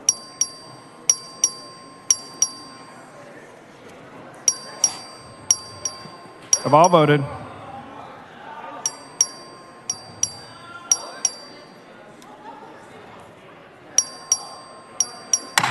Between 86 ayes and 48 nays, House Bill 1299 is passed to engrossment. Chair lays out on second reading House Bill 1998. Clerk will read the bill. HB 1998 by Johnson of Dallas relating to the regulation of physicians and the disciplinary authority of the Texas Medical Board. Chair recognizes Representative Johnson of Dallas to explain the bill. Thank you, Mr. Speaker. Members, current statute governing the Texas Medical Board is riddled with loopholes that allows physicians licensed in Texas, especially those transferring between hospitals or moving into Texas from other states, to avoid disciplinary actions. And when disciplinary actions are overlooked, patient safety and in some cases their lives are put at risk. The lack of physician oversight put Texas in the spotlight with Dr. Death. This bill seeks to close the loopholes and address a number of other gaps in the statute that governs the Texas Medical Board and its disciplinary authority. I worked very closely with the Medical Board and the Texas Medical Association on this, and I appreciate their input, and I do have an amendment. Following amendment, clerk will read the amendment. Amendment by Johnson of Dallas. Chair recognizes Representative Johnson of Dallas to explain the amendment. Members, this is just a cleanup amendment with some language, and I move adoption. Representative Johnson of Dallas sends up an amendment. It is acceptable to the authors. Any objection to the adoption of the amendment? Chair hears none. The amendment is adopted. Chair recognizes Representative Johnson of Dallas. I move passage. Question occurs on passage to engrossment of House Bill 1998. All those in favor say aye. All those opposed say nay. The ayes have it. House Bill 1998 is passed to engrossment. Chair lays out on second reading House Bill 3119. The clerk will read the bill. HB 3119 by Smithy relating to requirements applicable to certain third-party health insurers in relation to Medicaid. Chair recognizes Representative Smithy to explain the bill. Thank you, Mr. Speaker and members. This bill is necessitated to update our Medicaid statutes to bring it in compliance with some changes in federal law, and it will go into effect at the end of this year. Move passage. Question occurs on passage to engrossment of House Bill 3119. All those in favor say aye. All those opposed say nay. The ayes have it. House Bill 3119 is passed to engrossment. Chair lays out on second reading House Bill 1179. Clerk will read the bill. HB 1179 by Ramos relating to informing the public about the availability of provisions and protective orders, including provisions regarding pets and other companion animals. Chair recognizes Representative Ramos to explain the bill. Thank you, Mr. Speaker. Members, this bill ensures victims of domestic violence seeking a protective order are informed about current provisions regarding service animals and pets. Move passage. Question occurs on passage to engrossment of House Bill 1179. All those in favor say aye. All those opposed say nay. The ayes have it. House Bill 1179 is passed to engrossment. Chair lays out on second reading House Bill 1875. Clerk will read the bill. HB 1875 by Guillen relating to the Audiology and Speech Language Pathology Interstate Compact authorizing fees. Chair recognizes Representative Guillen to explain the bill. Thank you, Mr. Speaker. Members, this bill enters Texas into the Audiology and Speech Language Pathology Interstate Compact. Move passage. Question occurs on passage to engrossment House Bill 1875. All those in favor say aye. All those opposed say nay. The ayes have it. House Bill 1875 is passed to engrossment. Chair lays out on second reading House Bill 2051. Clerk will read the bill. HB 2051 by Zwiener relating to the compilation and reporting of statistics involving sexual assault victims who receive a forensic medical examination before reporting the assault to law enforcement. Chair recognizes Representative Zwiener to explain the bill. Mr. Speaker, members, thank you for the opportunity to speak to you today about House Bill 2051. The purpose of this bill is to provide statistics on the non-reported sexual assault evidence program for research purposes by groups such as the Texas Association Against Sexual Assault and the University of Texas at Austin Institute on Domestic Violence and Sexual Assault. The non-reported sexual assault evidence program was created by HB 2626 in the 81st legislature in 2009.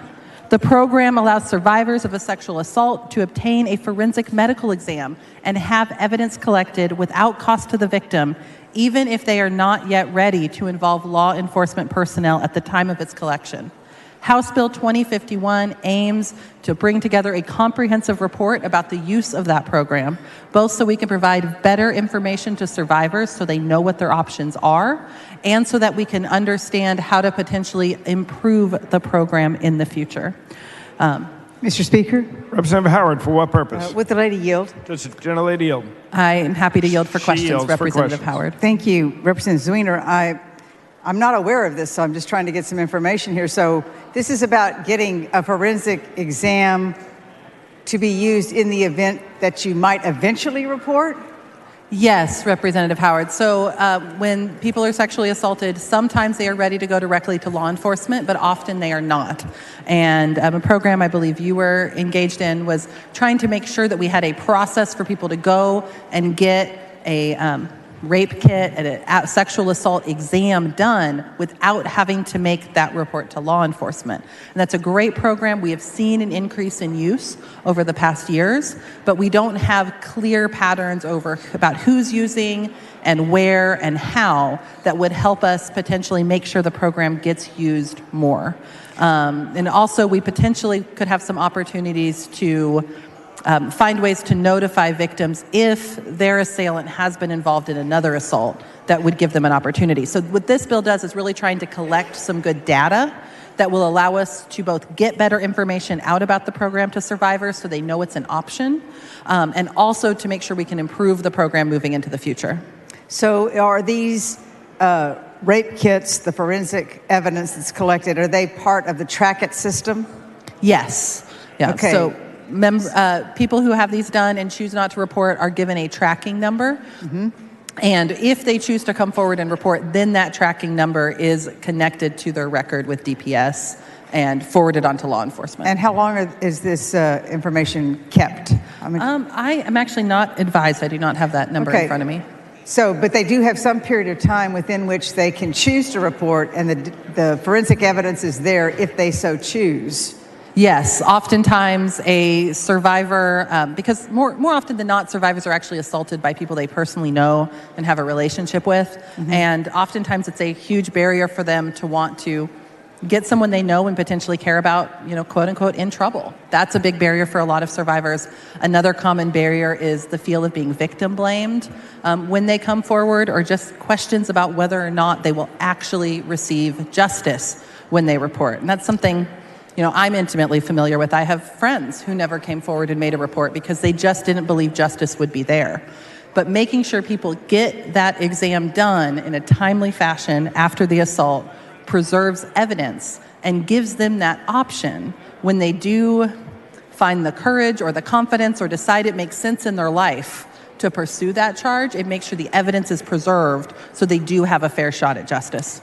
Is the evidence actually submitted in such a way that even if this person doesn't report, it is part of a system, a database that would know that this DNA matches someone else who may have, matches someone who may have committed another assault, that then the person you're talking about right here could then be notified of that, or is that not My part of this? understanding is that doesn't work this way at this time. Right now, the DNA testing is not completed until a survivor decides to come forward and pursue the law enforcement path.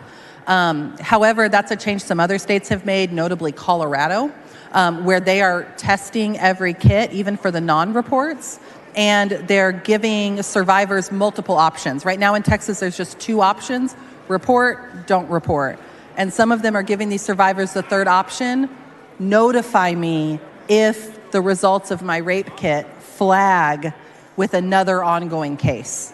A lot of times survivors find more confidence in coming forward if they know they're not alone. And so that's something I hope we look at in the future, and I hope the report that DPS generates could help us shine some light on whether or not that's a good path for the legislature to pursue in future sessions. So currently here in Texas, we're not doing that flagging. We are not, no. So what you're trying to do here is collect data that could be used for potentially creating that kind of a system in the future, where someone who's not ready to report has the DNA sampling and the forensic evidence and could be flagged prior to deciding to report, which could actually give them more of an impetus to report if they so choose. Yes, I think that's one of the possible implications of bringing this information together, is us having the information we need to create a system like that successfully. Like I said, other states have started to pursue. Okay, thank you very much. Thank you so much, Representative Howard. I move passage. Question occurs on passage and engrossment of House Bill 2051. All those in favor say aye. All those opposed say nay. The ayes have it. House Bill 2051 is passed to engrossment. Chair lays out on second reading House Bill 2171. Clerk will read the bill. HB 2171 by Guerra, relating to the establishment of the Texas Center for Rural Health Education at the University of Texas, Rio Grande Valley. Chair recognizes Representative Guerra to explain the bill. Thank you, Mr. Speaker. Members, this bill is a legislative recommendation from the Public Health Committee's interim report of the 87th legislative session. It establishes the Texas Center for Rural Health Education at the University of Texas Rio Grande Valley, UTRGV. The goal of this bill is to improve the healthcare outcomes and expand healthcare systems in underserved districts throughout Texas. I do have a perfecting amendment. Following amendment, the clerk will read the amendment. This amendment. Oh. Hold on, Amendment Mr. by Guerra, Guerra. you're not the clerk. Chair recognizes Representative Guerra to explain the amendment. The amendment ensures the establishment of the center regardless of funding and provides for the next actions should no funding be provided by the legislature. Mr. Speaker, I move adoption. Representative Guerra sends up an amendment. It's acceptable by the author. Is there any objection? Chair is none. The amendment is adopted. Chair recognizes Representative Guerra. Dr. Gonzalez, for what purpose? Will the gentleman yield, please? The gentleman will yield. Yes. Representative Guerra, thank you so much for taking care of our border communities. Can you tell us why this bill is important to you and the entire Valley delegation? Well, because quite frankly, a lot of folks back home don't really, and I'm from the Rio Grande Valley, understand or appreciate all of the healthcare needs and as well as the healthcare options that are available. And so you're hoping with your piece of legislation and for the Texas Center of Rural Health Education at UTRGV, you're going to create greater awareness and therefore greater health outcomes for your community? Indeed, you said it better than I could have. And so this is really, really important to the Valley delegation, is it not? Yes, it is. And of course, in the Valley, we have a huge medical community that helps serve many of our constituents and folks back home. But at the same time, there's so much more that's needed, especially as fast as the Rio Grande Valley is growing. It is just growing exponentially, and we have to be prepared to do as much as we can for our community. Thank you so much for being a leader for the borderland and on healthcare. We really appreciate you. Thank you. Thank you very much. I move passage. Question occurs on passage and engrossment of House Bill 2171. All those in favor say aye. All those opposed say nay. The ayes have it. House Bill 2171 is passed to engrossment.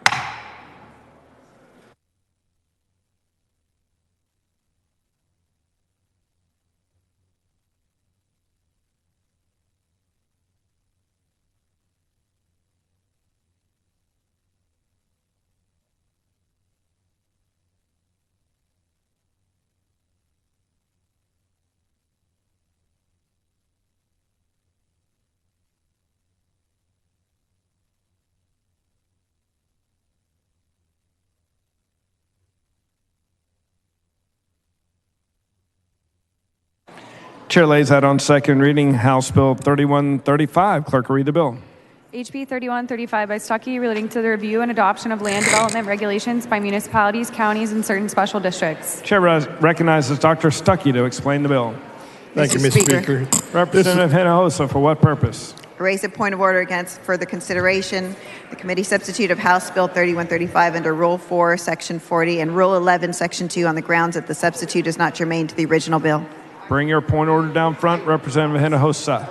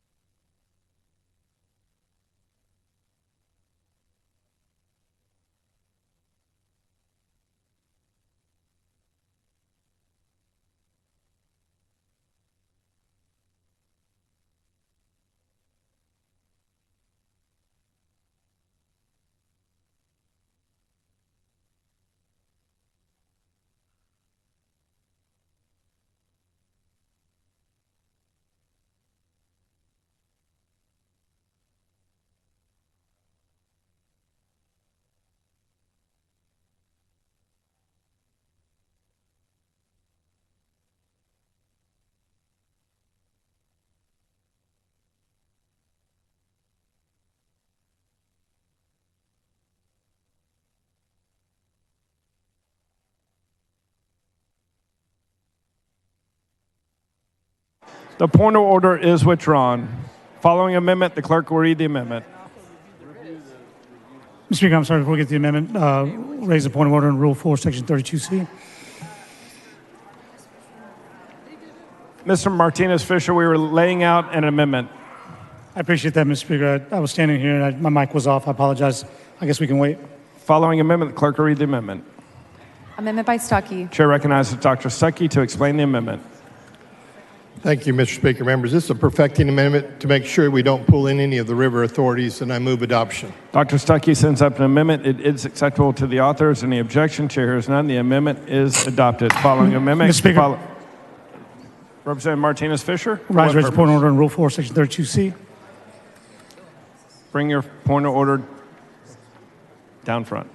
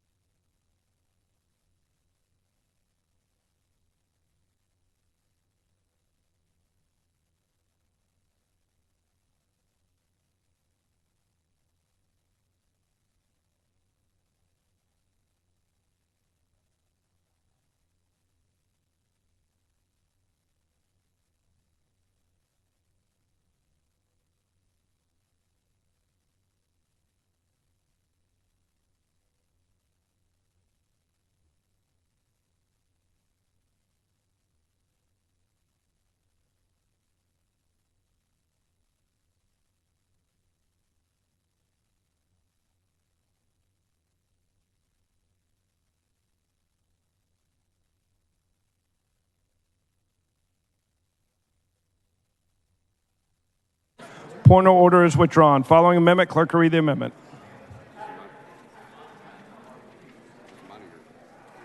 Amendment by Cook. Chair recognizes Mr. Cook to explain the Thank you, Speaker. amendment. Members, this makes it where this bill only applies to political subdivisions of 200,000 or more. Move adoption. Representative Cooks. Mr. Cook sends up an amendment. It's acceptable to the author. Is there any objection to the adoption of the amendment? Chair hears none. The amendment is adopted. Chair recognizes Dr. Stuckey. Representative Speaker. Gerwin Hawkins will have purpose. Will the gentleman yield for a couple Does questions? the gentleman yield for a couple of Yes, I'll questions? yield for a couple of Gentleman questions. yields. All right. Thank you, Mr. Stuckey, for wanting to take my questions. I'm just trying to get.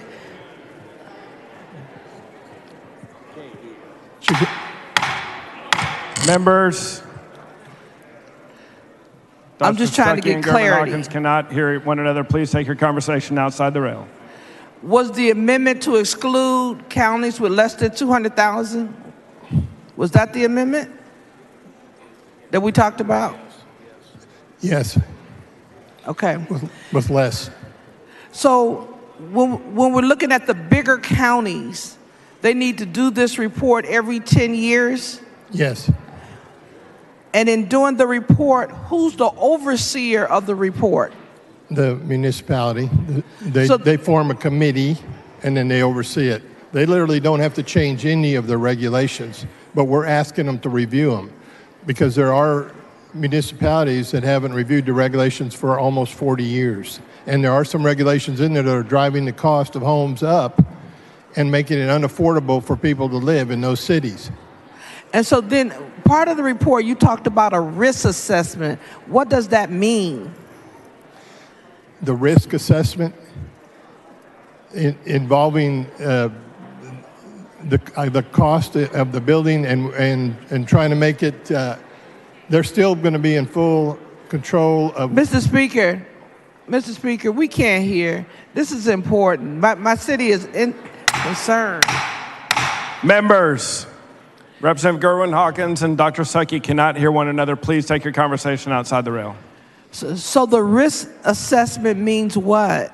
Well, if you had, let's say you have a code that requires a certain way to build a corner on a building, and you have an engineer, an architect on that, they're going to have a risk assessment on doing it differently.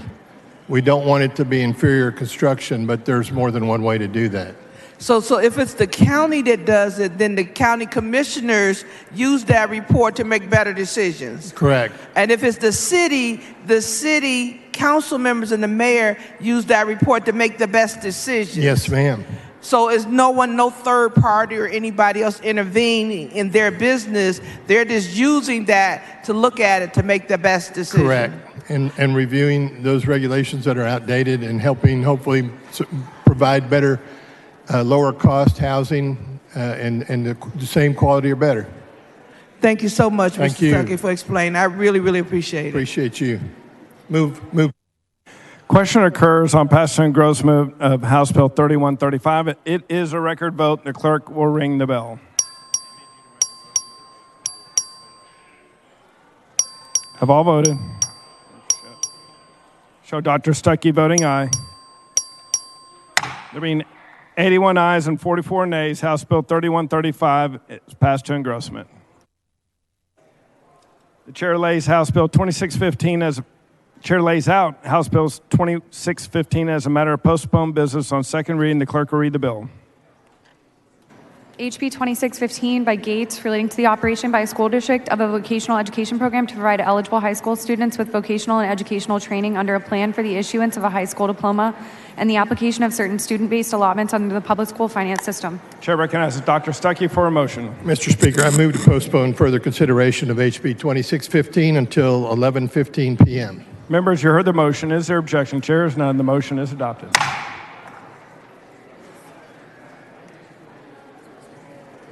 Mr. Guerin? Mr. Guerin?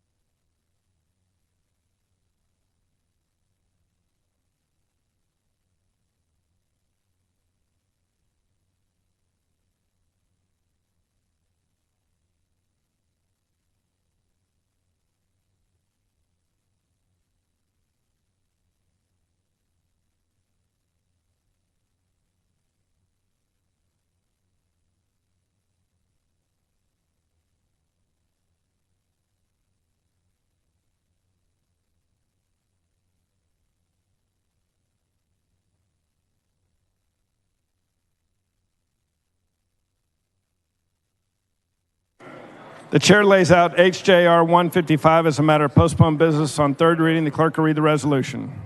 HJR 155 by Guerin, proposing a constitutional amendment to foster economic development and job growth, provide tax relief and funding for education and public safety programs, support the horse racing industry, and reform horse racing and greyhound racing by authorizing casino gaming at a destination resort, creating the Texas Gaming Commission, authorizing sports wagering, requiring a license to conduct casino gaming, requiring the imposition of casino gaming and sports wagering taxes, requiring a license. Chair recognizes Representative Guerin for a motion. Thank you, Mr. Speaker. Members, I move to postpone further consideration of HJR 155 until high noon tomorrow, May 12th. Members, you heard the motion. Is there objection? Chair is none. The motion is adopted.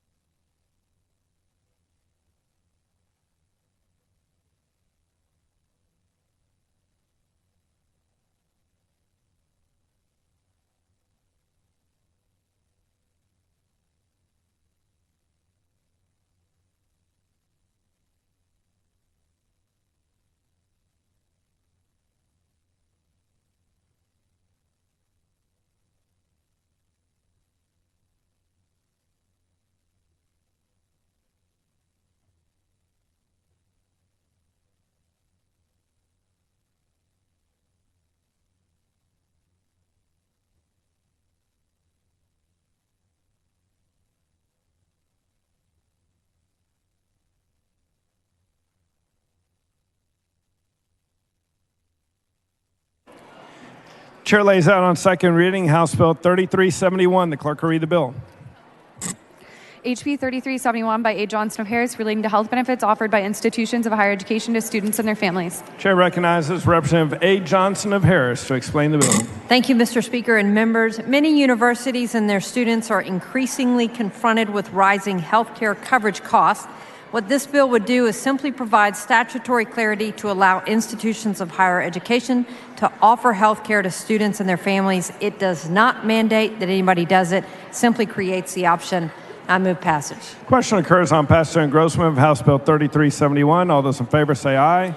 All those opposed say nay. The ayes have it. House Bill 3371 is passed to engrossment.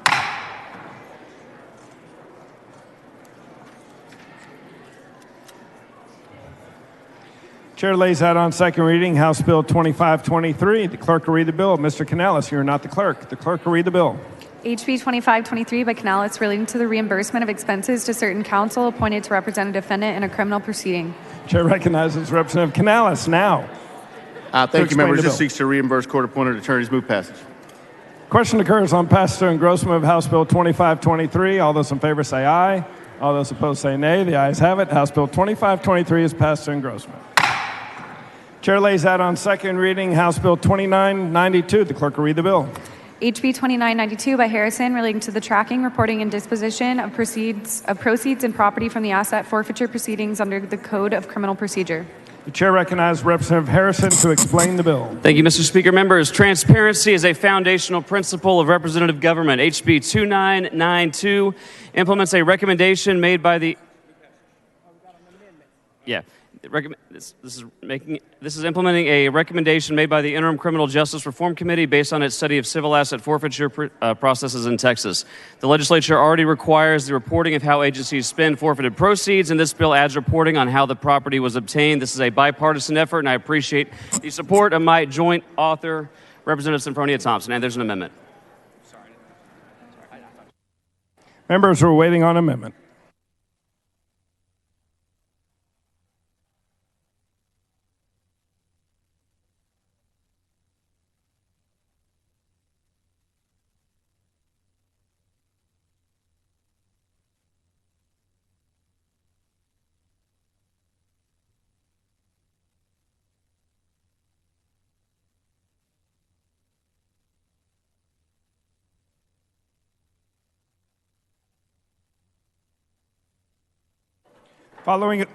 Following amendment, the clerk will read the amendment. Amendment by Thompson of Harris. Chair recognizes Representative Thompson of Harris to explain the amendment.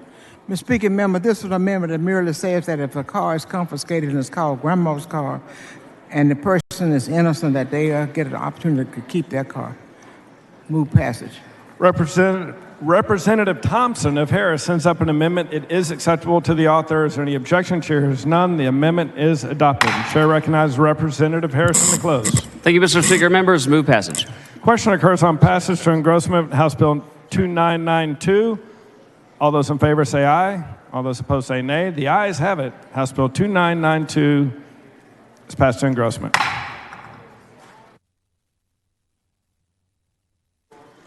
Mr. Bryan, for what purpose? The next bill.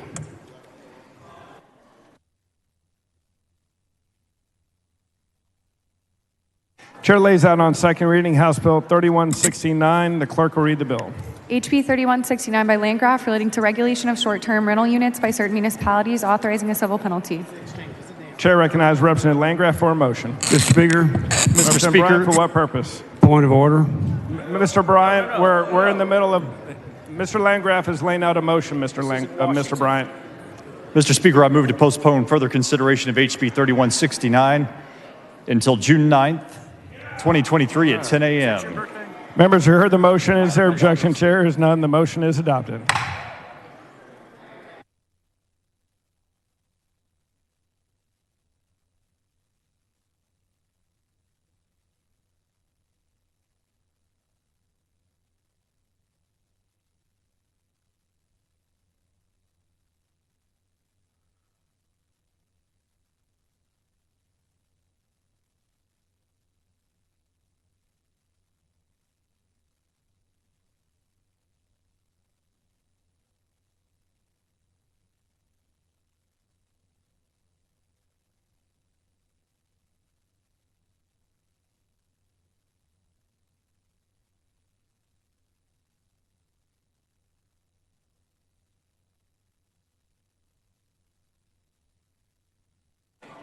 Is Mr. Busey on the floor of the House?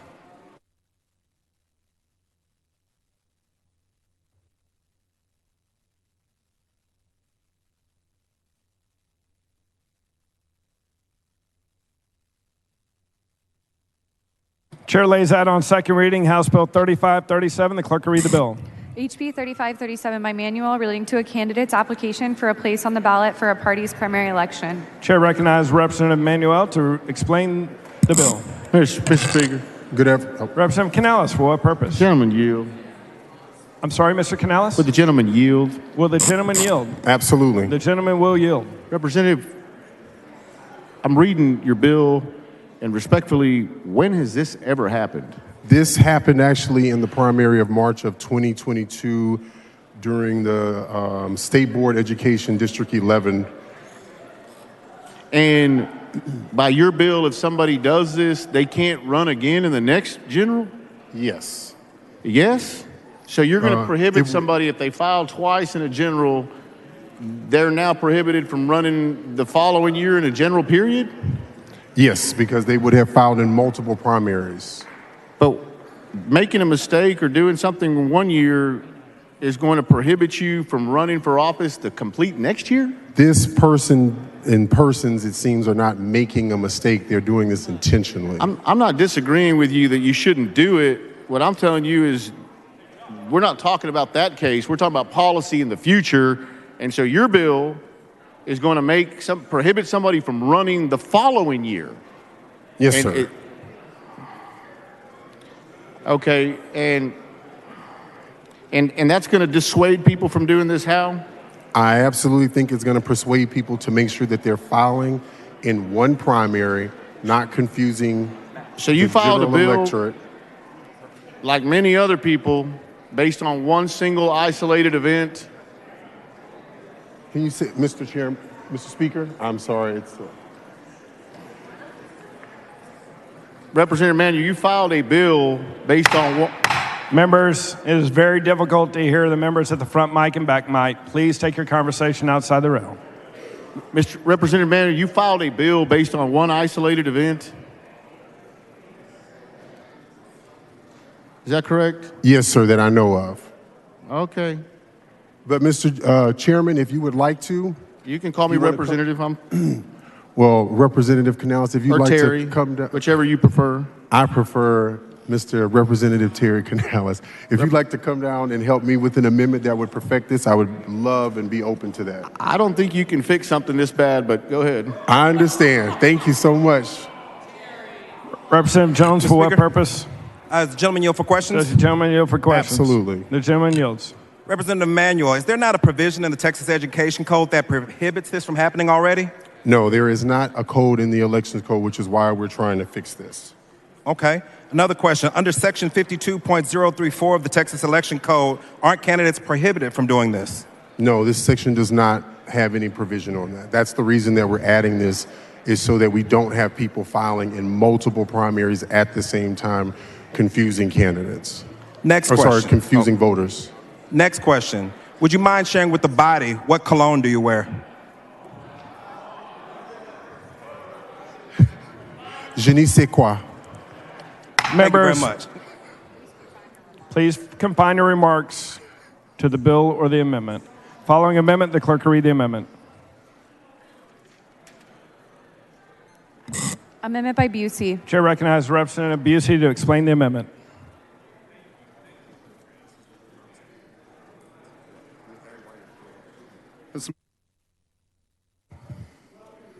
Thank you, Mr. Speaker. This amendment adds write-in candidates, and I believe it's acceptable. Representative Busey sends up an amendment. It is acceptable to the author. Is there objection to the adoption of the amendment? Chair hears none. The amendment is adopted. Chair recognizes Representative Manuel to close. Mr. Speaker. Thank you, Mr. Speaker. Representative Schofield, for what purpose? Will the gentleman yield? Does the gentleman yield? Mr. Manuel, just one quick question. Absolutely. This is a legitimate question. I'm trying to figure out your bill. I understand if you don't want candidates filing for more than one party, which is you already can't participate in more than one. The way I read the bill, they wouldn't be eligible for any of them. Are you eligible for just I'm sorry, one can you say or that none? one more time? I'm sorry, I really couldn't hear you. The way I read the bill, if the candidate files for more than one party, he wouldn't be eligible for any of them, as opposed to being eligible for just one of them. Yes. Am I reading that right? Yes, sir. Okay, so the idea is if you filed in two, we're not going to accept just the first one or just the second one. We're accepting none of them. Correct. Yes, Thank sir. you. That's all I want to know. Thank you.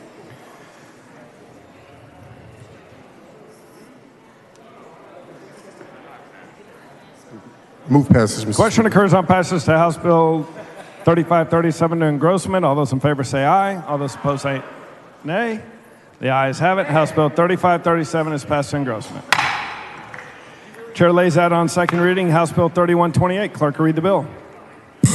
HB 3128 by Kitzman, relating to the regulation of on-site sewage disposal systems, including requiring a license for on-site sewage disposal system pumping technicians. Chair recognizes Representative Kitzman up to explain the bill. Mr. Speaker and members, House Bill 3128 is an effort to provide training and registration for septic tank pump truck drivers to make septic tanks more safe so we don't have more people drown in them. I move pass. Question occurs on passage to engrossment of House Bill 3128. Members, it's a record vote. The clerk will ring the bell.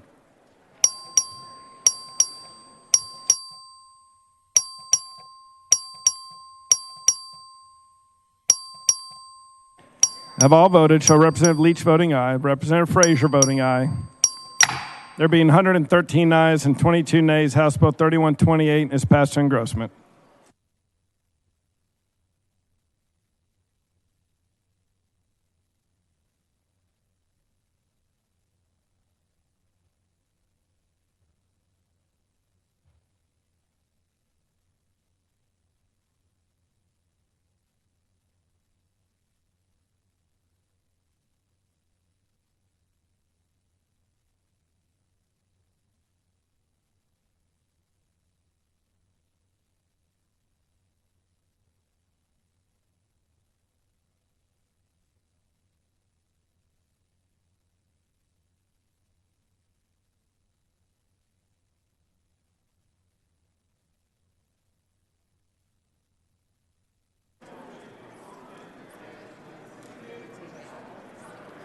The chair lays out House Bill 649 as a matter of postponed business on second reading. The clerk will read the bill.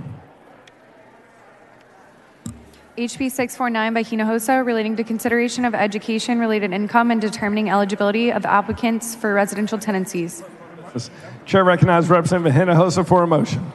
Thank you, Mr. Speaker. I Move to postpone further consideration of House Bill 649 until after House Bill 3159. Members, you heard the motion. Is there objection? Chair hears none. The motion is adopted.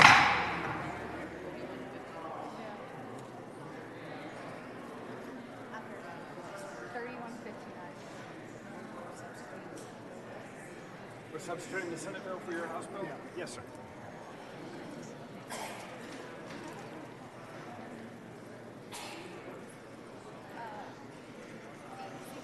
Remember, the next bill on the calendar is House Bill 3231. The Senate companion is over and eligible. The chair lays out on second reading Senate Bill 1155. The clerk will read the bill. SB 1155 by Menendez, relating to the continuation and operations of a healthcare provider participation program by the Bexar County Hospital District. The chair recognizes Representative Allison to explain the bill. Thank you, Mr. Speaker. Members, this is strictly an extension of local provider participation fund agreement for Bexar County Hospital District. Nothing more than that. Move to passage. Question occurs on passage and engrossment of Senate Bill 1155. Passes to third reading on Senate Bill 1155. All those in favor say aye. All those opposed say nay. Senate Bill 1155 is passed at third reading. Representative Allison moves to lay House Bill 3231 on the table, subject to the call. Is there objection? Chair is none. The motion is adopted.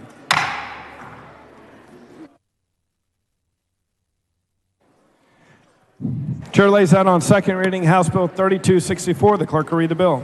HB 3264 by Meza, relating to the removal of a county officer from office. Chair recognizes Representative Meza to explain the bill. Thank you, Mr. Speaker.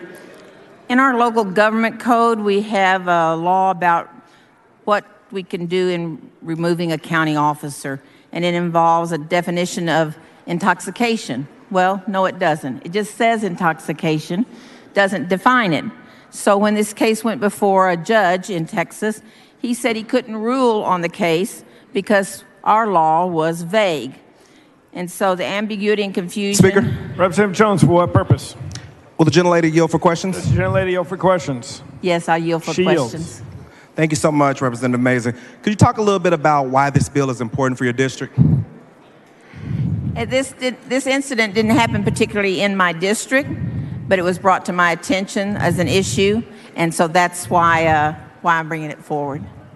Thank you so much. It's actually a statewide thing because it's our local government code. So even though the incident happened in another district, it applies throughout the state. Well, it's definitely a good bill. Looking forward to supporting it. Thank you so much. Thank you.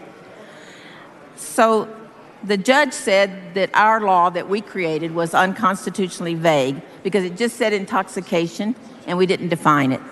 So we decided not to actually try to come up with our own definition of it. We simply added a short phrase that said intoxication as it's defined in the Texas Penal Code, and then cited the section, paragraph section, and so on.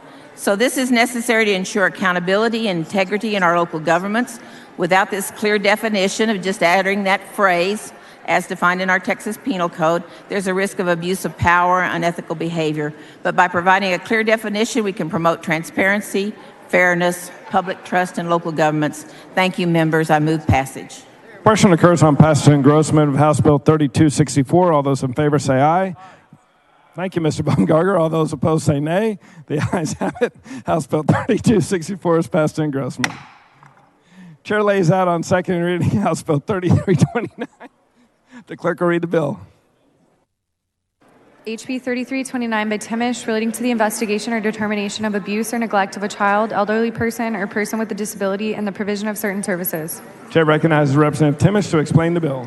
Thank you, Speaker and members. This provides clarification to existing statute relating to certain abuse and neglect in the investigations and ensure a temporary hospitalization is not a deterrent for cases of abuse and neglect. I move passage. Question occurs on passage and engrossment of House Bill 3329. All those in favor say aye. Mr. Baumgartner? All those opposed say nay. The ayes have it. House Bill 3329 is passed to engrossment.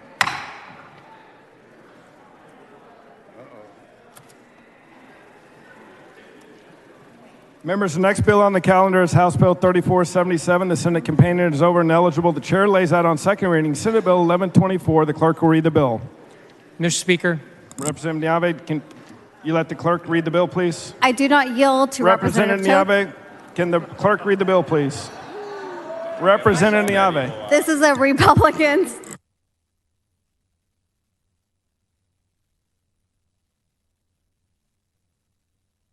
The clerk will read the bill. SB 1124 by King relating to qualifications of a sheriff or a candidate for sheriff. Chair recognizes Representative Niave Carrillo to Mr. explain Speaker. the bill. Representative Toth, for what purpose? In spite of the red dress, I raised a point of order against further consideration of this bill under Rule 4, Section This is a 32C2. Republican Sheriff's Association. Bring a point order down front, Mr. Toth.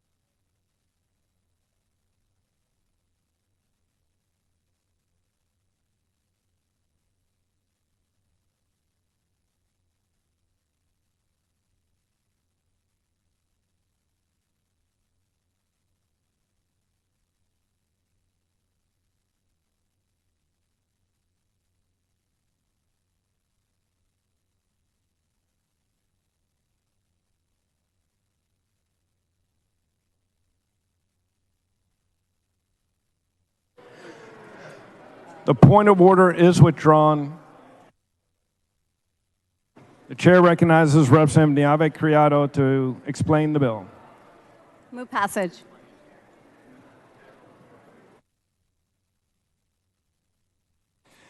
Question occurs on passage of third reading of Senate Bill 1124. A record vote has been requested. A record vote is granted. The clerk will ring the bell.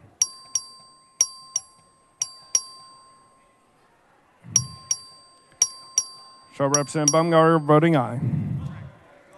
Show Representative Schofield voting aye.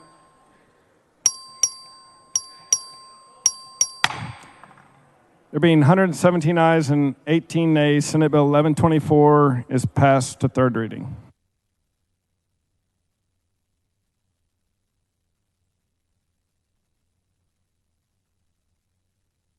Representative Niave Criado moves to lay House Bill 3477 on the table, subject to the call. Is there objection? Chair is none. The motion is adopted.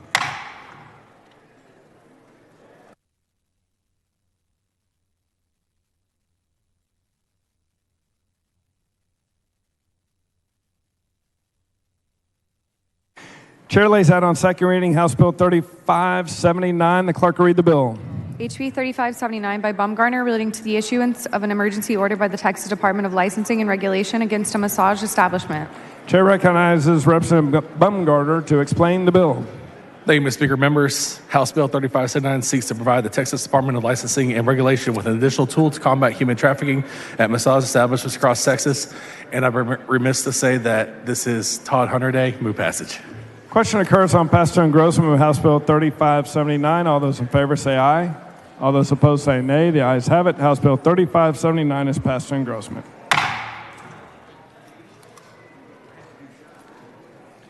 Chair lays out on second reading House Bill 3581. The clerk will read the bill. HB 3581 by Johnson of Dallas relating to methods of instruction for the eyelash extension specialist curriculum. Chair recognizes Representative Johnson of Dallas to explain the bill. Thank you, Mr. Speaker. Members, this bill about eyelashes was brought to me from a constituent who has an eyelash salon, and during COVID was able to do part of the instruction for other people to become eyelash technicians remotely. And so this bill allows schools teaching eyelash extension course to teach the theory portion of their course through distance education, so that more people who would like to become eyelash technicians have the opportunity to study this course and maybe hopefully open up their own business and have their own eyelash salon. This bill came from a constituent who owns her own eyelash extension school in DFW, Roxy Reese. And Roxy, thank you so much for bringing this to our attention. And so this bill will allow her to offer online theory courses, and then people will come and do the in-person training in order to complete their licensure to become eyelash technicians in the state. And I do have an amendment. Representative Moody, for what purpose? I'm sorry, I'll wait till after the amendment. I apologize. Following amendment, the clerk will read the amendment.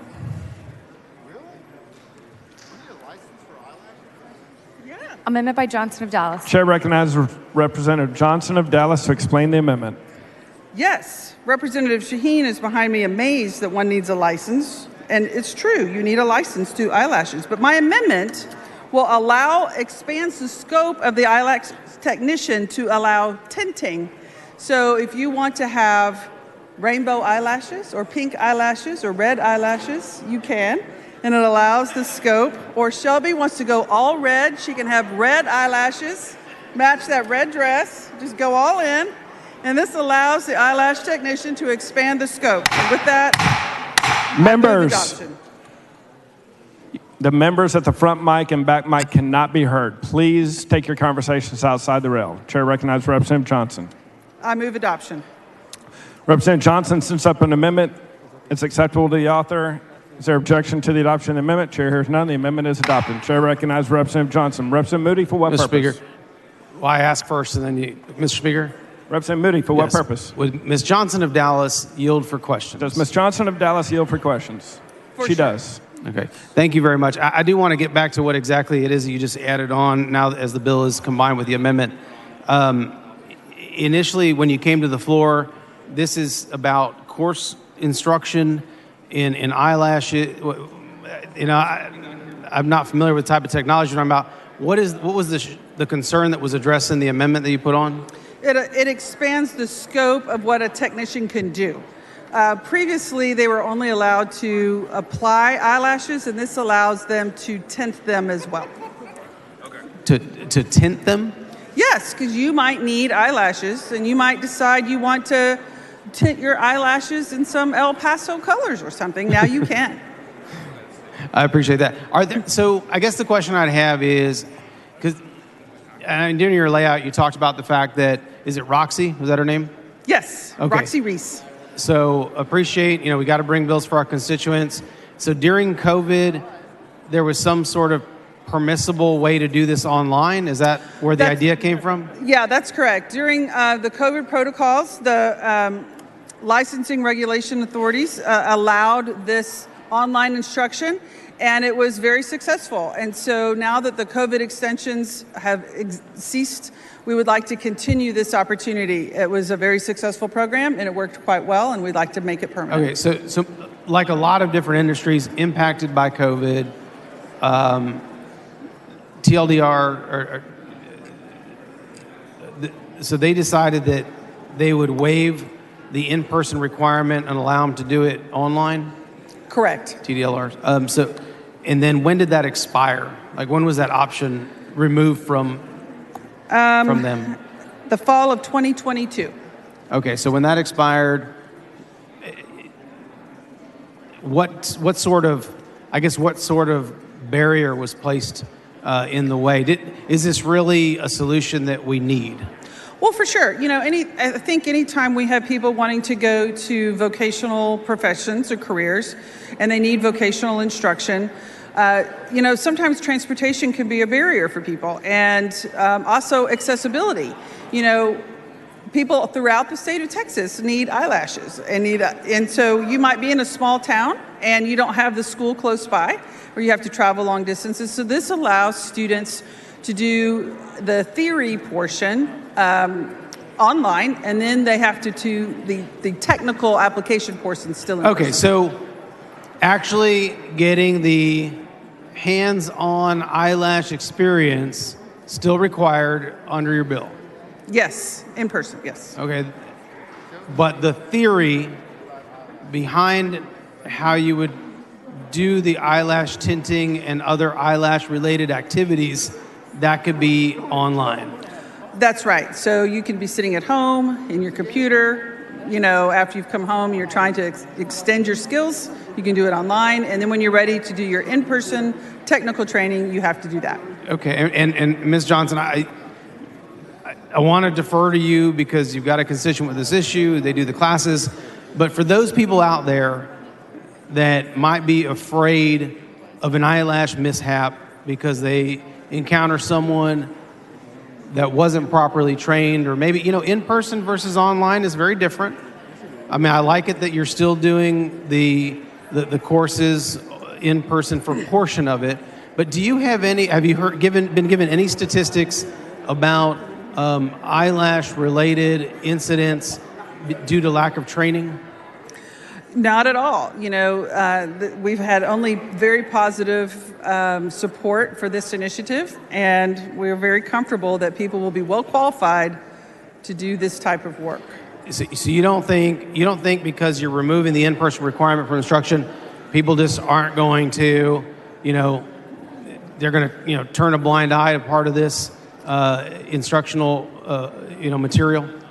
No, I think will actually offer the opportunity to expand the opportunity for people who want to pursue this. There's a lot of young women in particular who love cosmetology, but have coursework as a barrier, and they don't have access to the schools to be there. And so this really alleviates a lot of the burden where they can do a lot of this at home. And hopefully give young women an opportunity to go into this field and theoretically become their own business owner. We need more salons, we need more opportunities, and this is a great time for women to be self-employed. Okay, and when this was in place as kind of an emergency order during COVID, there were no reports. Are you aware of any reports of any mishaps, any lashes gone wrong, anything of that nature? Not at all. I think this is a very safe kind of enterprise, and we're very excited to be able to offer this extension of opportunity to the many young women throughout the state of Texas. Okay. Does anything in your bill cover like the eyebrow tattoos, or those are very popular in some places? This is outside the subject? Eyebrows are not covered in the scope of this. Just the lashes. But, if you're interested in that, we could maybe add a Moody amendment about eyebrows. Well, I don't think we have time to do it on second reading. Maybe I'll work on that overnight for a third reading amendment. Thank you, Ms. Johnson. I appreciate your help. Thank you. I move passage. Question occurs on passage and engrossment of House Bill 3581. All those in favor say aye. All those opposed say nay. The ayes have it. House Bill 3581 is passed to engrossment.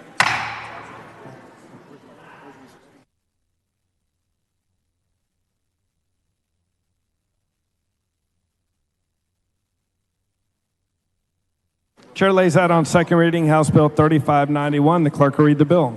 HB 3591 by Shaheen relating to the allocation of low-income housing tax credits. Chair recognizes Representative Shaheen to explain the bill. Thank you, Mr. Speaker. Representative Bryant, for what purpose? I raise a point of order against further consideration of House Bill 3591 under Rule 4, Section 32C2, that the bill analysis is substantially and materially misleading. Bring your point of order down front, Mr. Bryant.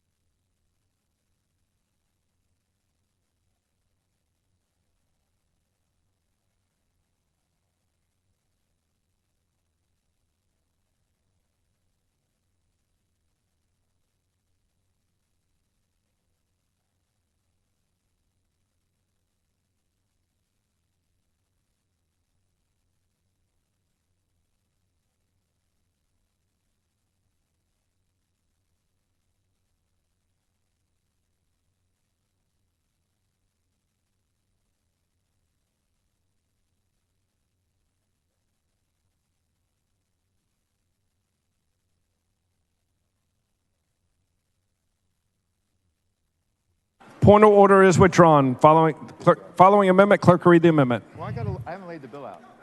Following amendment, the clerk will read the amendment. Amendment by Morales Shaw. Chair recognizes Representative Morales Shaw to explain the amendment.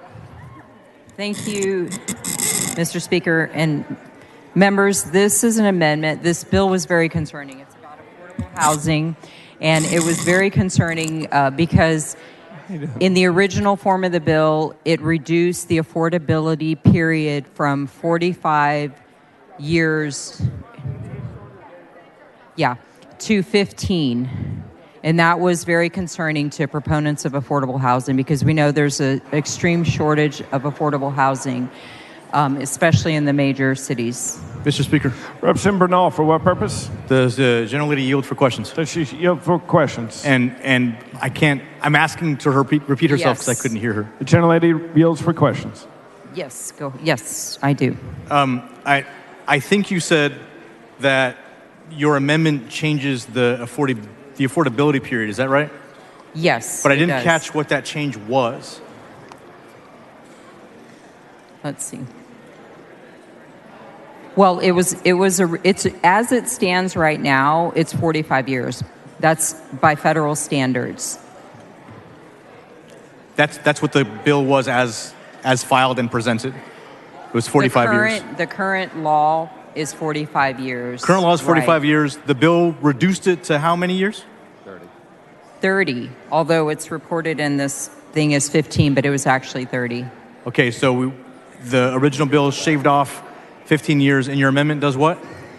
It keeps it at the 45, and I believe that was the major concern of this bill. It was the major concern. So, as we know, the and I know this is important to you, that you have the ability to build affordable housing that's really affordable and accessible to people. And this just makes sure that it stays at the original place that it was. And just for people who may not know what we're talking about, when we say years of affordability, that means the number of years that the person who owns or operates the building has to keep rates at an affordable place, at least a certain number of their units per building for that much time. Is that right? Yes, that's Okay. exactly true. Okay, thank you. You're welcome. That was outstanding. Will you close my bill? Can she close my bill?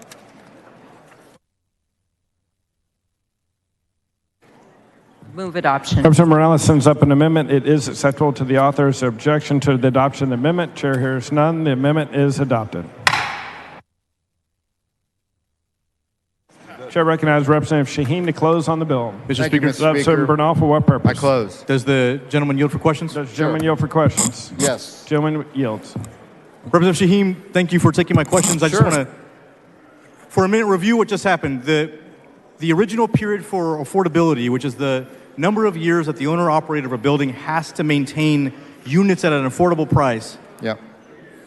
The original year amount, the amount of time they had to do that was 45 years. And the bill as filed reduced it to 30, and then with the current amendment, which you accepted, and I appreciate that, it takes it from 30 back to 45. Is that right? Yes, sir. Okay. I want to talk to you for a minute about some other features of the bill. Okay. If I'm not mistaken, aside from that affordability period, there's also an element of the bill that says that the value of a tax credit per project would go from the current $3 million to $6 million. Is that Yes, right? sir. And that is a 100% increase in the value of a tax credit that would go to a developer. Is that correct? Yes, sir. Okay, can you tell me why, Mr. Speaker?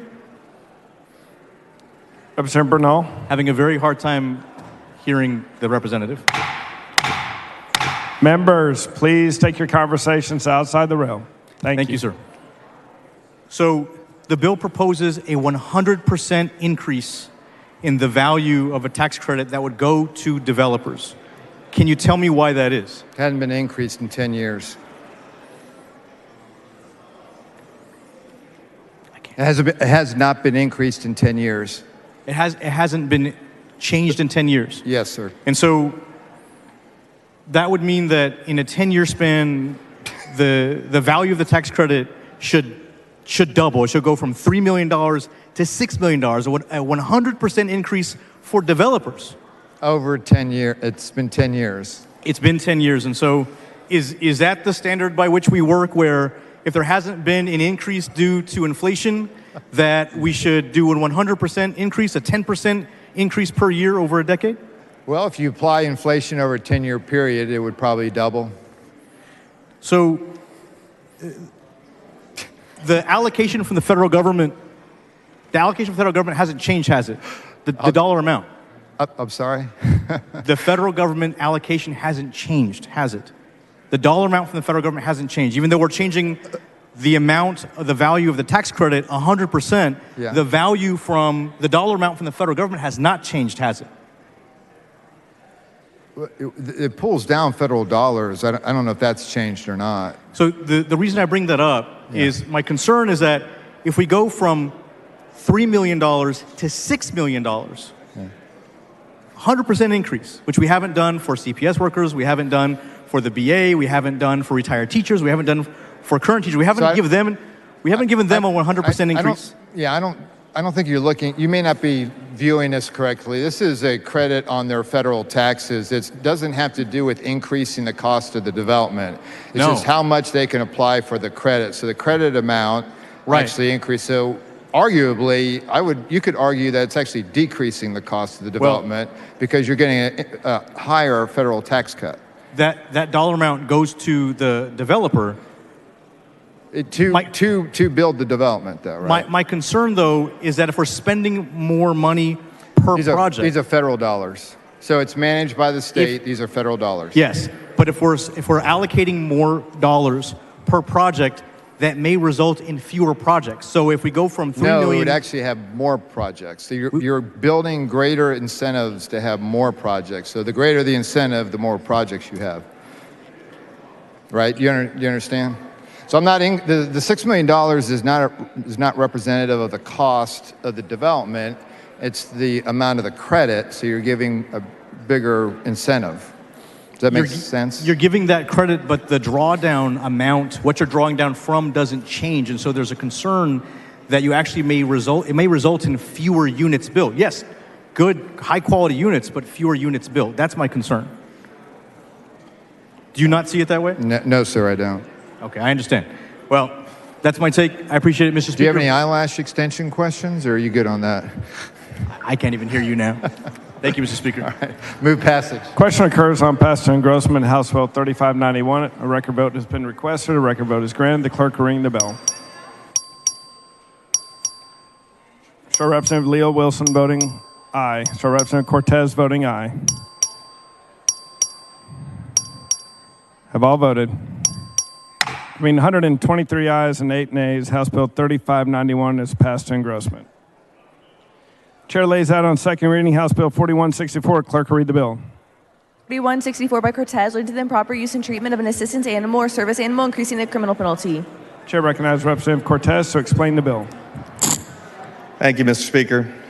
A disturbing trend of exploiting the image of service animals for personal benefits has strained individuals with disabilities. There have been more reports of able-bodied people misrepresenting their pets, such as dogs, as service animals. By doing so, people can circumvent breed restrictions, avoid paying pet deposits at apartments, and fraudulently enter business establishments.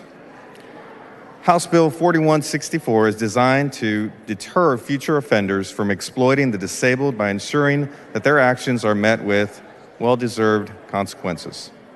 I thank you for this opportunity, Mr. Speaker, and I move passage. Question occurs on passage to engrossment of House Bill 4164. All those in favor say aye. All those opposed say nay. The ayes have it. House Bill 4164 is passed to engrossment. Chair lays out on second reading House Bill 3631. Clerk will read the bill. HB 3631 by Lalani, relating to a requirement that public institutions of higher education provide certain information regarding mental health services to entering students. Chair recognizes Dr. Lalani to explain the bill. Thank you, Mr. Speaker. Members, college is a time of great transition and growth, but it can also be a time of increased stress, anxiety, and other mental challenges. That's why it is crucial that we ensure that the college students have access to the support and care they need. but also importantly, make sure that they know where to receive receive that support and care at the time of crisis. Thank you, Mr. Speaker. I move passage. Question occurs on passage and engrossment, House Bill 3631. All those in favor say aye. Yeah. All those opposed say nay. The ayes have it. House Bill 3631 is passed to engrossment. Chair lays out on second reading House Bill 4399. The clerk will read the bill. HB 4399 by Hayes, relating to the plan for the operation of a central counting station. Chair recognizes Mr. Hayes to explain Mr. the bill. Speaker. Representative Gomez, for what purpose? Mr. Speaker, I rise without reading from papers to raise a point of order, and that this bill violates Rule 4, Okay. Section 32 of the House Rules. Bring your point of order, not from papers, down front, Ms. Gomez.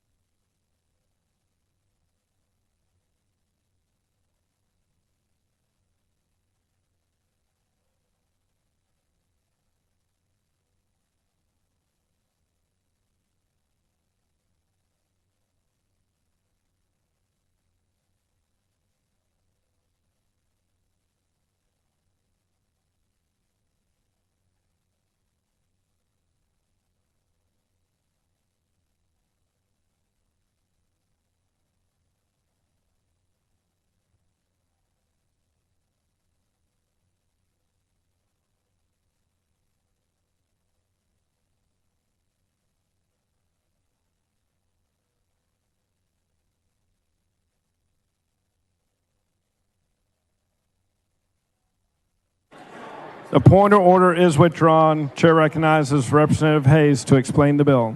Thank you, Mr. Speaker and members. I'm here to lay out committee sub on House Bill 40. Members, we cannot hear Mr. Hayes. Chair recognizes Mr. Hayes. Thank you. The Texas Mr. Election Basu, Code. for what purpose? Will the gentleman yield to move passage? There's an amendment that is agreeable to the... Following amendment, clerk will read the amendment.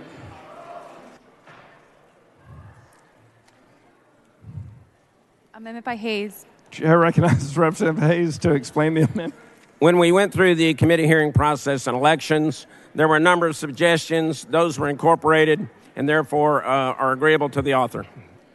Move passage of the amendment. Representative Hayes sends up an amendment. It's acceptable to the author. Is there any objection to the adoption of the amendment? The amendment is adopted. Following amendment, the clerk will read the amendment.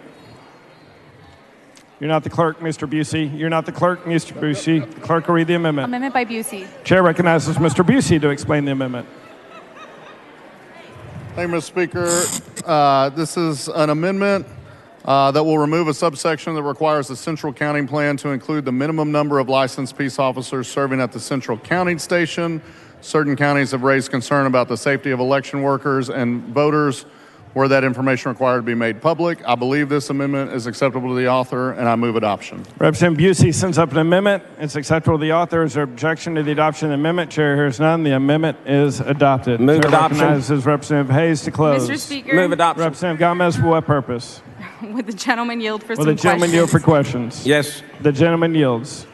Mr. Hayes, Representative Hayes, I know we discussed a minute ago in regards to your bill analysis. I appreciate what you're trying to do. You made a statement that, quote unquote, the written plan for the operation of a counting station during an election is insufficient, as written by the Secretary of State right now. And I was just wondering if you could share with the body what evidence was brought to you to make you, to lead you to that determination that the current methods are insufficient. The statute is, or this section of the statute is just 3 sentences long. The Secretary of State has developed a series of recommendations of what should be included in the Central Count Station Plan. As they've gone through the training, they have discovered that many counties are not following their recommended Mr. Speaker, suggestions. I'm sorry. Members, please take your conversations outside the rail. I apologize. I was having a difficult time hearing you. Yeah, the Secretary of State told us. Pardon? The Secretary of State told us that the counties were not including items in the plan that should be in the plan. The Secretary of State told you? Yes. And so what information or evidence was relayed to you? Were there incidents in certain counties?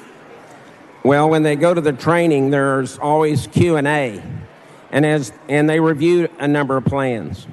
And it was through that process that they were able to discern that many counties were not including the recommended parts. With 254 counties and some elections administrators being new, they said we need a law or to clarify it under the statute. Do you recall which counties, if any, were deemed insufficient? The member's not advised.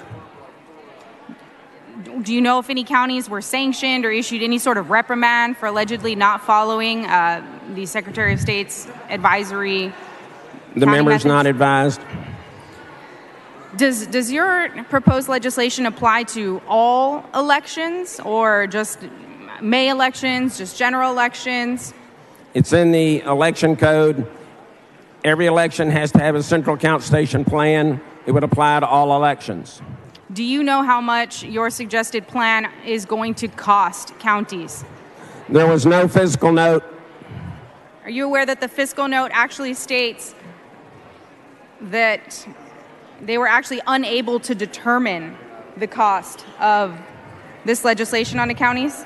Yeah, it has to be zero because you're already required to have a count station plan. This is just specifying the 6 or 7 elements of the plan. Okay, so as a matter of fact, it says there could be an impact on counties related to preparing and making available this plan, because you actually do implement quite a few mandates. Well, the plan is a piece of paper, so I can't imagine it would be that difficult. But it's not just a piece of paper, right? I mean, you're asking for people to be present, for people to analyze dates and times and locations, procedures for accuracy tests. It's actually going to require quite a lot of manpower, is it not? The statute requires a central count station plan. This just details what should be in the elements of the plan. For example, it's requiring a minimum number of licenses. Would members take their conversation outside the rails, and would the gallery please refrain from talking? For example, your bill actually requires a minimum number of licensed peace officers. Are you aware of the cost that might be to our counties? That was Mr. Busey's amendment, and that provision was taken out. I'm actually reading item number 7 from your House Committee report. That was in the committee sub. Mr. Busey just took that provision out of the bill. Okay. I learned that from reading papers. So is it your opinion that this is not yet another unfunded mandate onto our counties? No unfunded mandate. And yet we're not certain of the cost that this is actually going to be passed on to our counties? There would be insignificant cost, really. Thank you, Mr. Representative Hayes. You're thinking. Move adoption. The question occurs in passing the Grossman HB 4399. This is the record vote. The clerk read the bill. Shows Mr. Hayes voting aye. Mr. Patterson voting aye. So Mr. Goldman voting aye. Mr. Toth voting aye. Have all members voted? There being 96 ayes and 45 nays, HB 4399 is passed in engrossment. The chair lays out on second reading HB 4227. The clerk read the bill. HB 4227 by Goldman relating to the repeal of a municipal civil service system for firefighters and police officers in certain municipalities. The chair recognizes Mr. Goldman to explain the bill. Thank you, Mr. Speaker. Members, unfortunately, Mr. Luke had to go to bed, so I have to do this all by myself. House Bill 4227 builds upon protection for our first responders, and I move passage. The question occurs on passing the engrossment of HB 4227. All in favor say aye. Opposed say nay. The ayes have it. HB 4227 passed engrossment. The chair lays out on second reading HB 3686. The clerk read the bill. HB 3686 by Jones of Harris relating to the automatic expunction of arrest records and files after certain controlled substance offense charges are dismissed. The chair recognizes Mrs. Jones of Harris to explain the bill. Mr. Speaker, automatic expunction for drug-related offenses only when lab results show no drugs and the case is dismissed. Move passage. The question occurs on passing engrossment of HB 3686. All in favor say aye. Opposed say nay. The ayes have it. HB 3686 passed engrossment. The chair lays out on second reading HB 3858. The clerk read the bill. HB 3858 by Frazier relating to the establishment of mental health wellness units within a law enforcement agency. The chair recognizes Mr. Frazier to explain the bill. Members, Speaker, this is a wellness unit set up for the state of Texas for law enforcement throughout the state of Texas. Favorable vote and move passage. Mr. Speaker? Ms. Garcia, for purpose. Yes. Does the gentleman yield for questions? Will the gentleman yield for questions? I do. The gentleman yields. Thank you so much for yielding, sir. Mr. Frazier, can you please explain what this program does?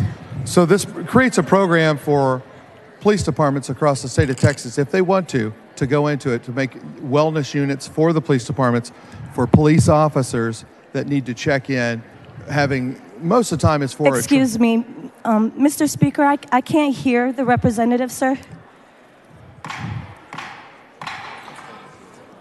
We really appreciate our guests in the gallery. Could you please keep the noise level down? Thank you very much. All right, we'll go through this real quick. So, Thank you. What this bill does is create a wellness unit if a police department chooses to. So when we have a traumatic incident, shooting, death, whatever they have through PTSD, the officer can go through the unit or the unit checks on them. The unit has officers that are assigned to it that check on the incident and they check on the officer. The biggest thing the largest problem we have is having no relief for these officers when they go through a traumatic incident. So a healthy officer is a good officer, not only at home, but on that street where he's working. So these units, it creates a grant program that's already been established through the state of Texas, through the governor's office. It's already been sitting there for years. And that grant they apply for, and that's what funds that unit for the counseling program. Thank you, sir. I think it's really important that we have a conversation around this because, in your experience, sir, do military veterans serve a large portion of the law enforcement positions here in the state of Texas? They do. We do have quite a few military in the law enforcement. Out of the about 79,000 of those officers, we have about probably 15% of them are military. And would you agree that our veterans, as well as our police officers, have unique mental health needs resulting from their service? They do, and this benefits them as well. It doesn't look at your past because those all can catch up from one incident when you're a police officer. Police officers go through a lifetime of incidents when they're on, and so this is all part of that. Thank you. And may I ask, sir, what was your profession before being a state representative? Well, it still is. I'm still a police officer. You still are currently a police officer? Yep. Thank you so much for your service, sir. Can you explain to us the stigma behind reporting mental health incidences amongst the police officers? I don't think the stigma is where it was probably 10 years ago. What we have noticed from the programs that we have established that they have the generation we have now doesn't have that. They go in to seek the treatment and they get the treatment and they talk about the treatment. And so the wellness unit that we have running right now has already had 600 calls of service for the department this year. And so that's a great program that's happening, and we want to model that for the rest of the state. And would you agree that when a police officer is struggling with their mental health following a violent encounter at work, that it can only have detrimental effects on that officer, but not only the officer, their family, and the community that they serve? 100%. And we've seen that over and over. A healthy officer at work is a healthy officer on the street. Excuse me, Mr. Speaker, sir.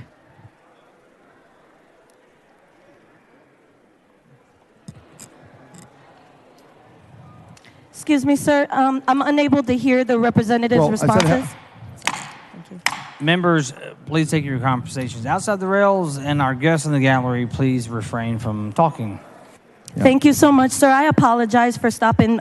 It's just very important that we get this information on the record. And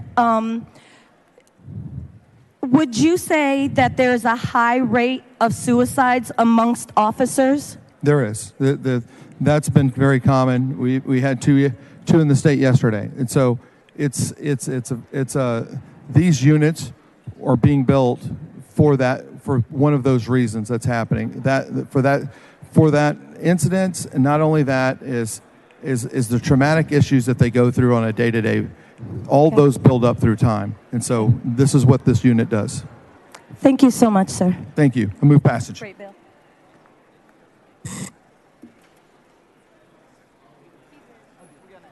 The question occurs in passing the Grossman HB 3858. All in favor say aye. Opposed, nay. The ayes have it. HB 3858 is passed in Grossman.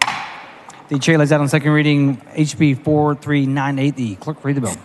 HB 4398 by Kitzman relating to the powers and duties of a personal bond or personal bond and pretrial supervision office. The chair recognizes Mr. Kitzman to explain the bill. House Bill 4398 establishes a personal bond and pretrial supervision office that will be up to the option of single counties or multi-county judicial districts to provide the services to coordinate the bonds and the people on the bonds make sure they're adhering and move passage. The question occurs passing the Grossman HB 4398. All in favor say aye. Opposed, nay. The ayes have it. HB 4398 is passed in Grossman. The chair lays out on second reading HB 3816. The clerk read the bill. HB 3816 by Herrera relating to the use of metal or body armor while committing an offense, increasing a criminal penalty. Is Mr. Herrera on the floor of the House?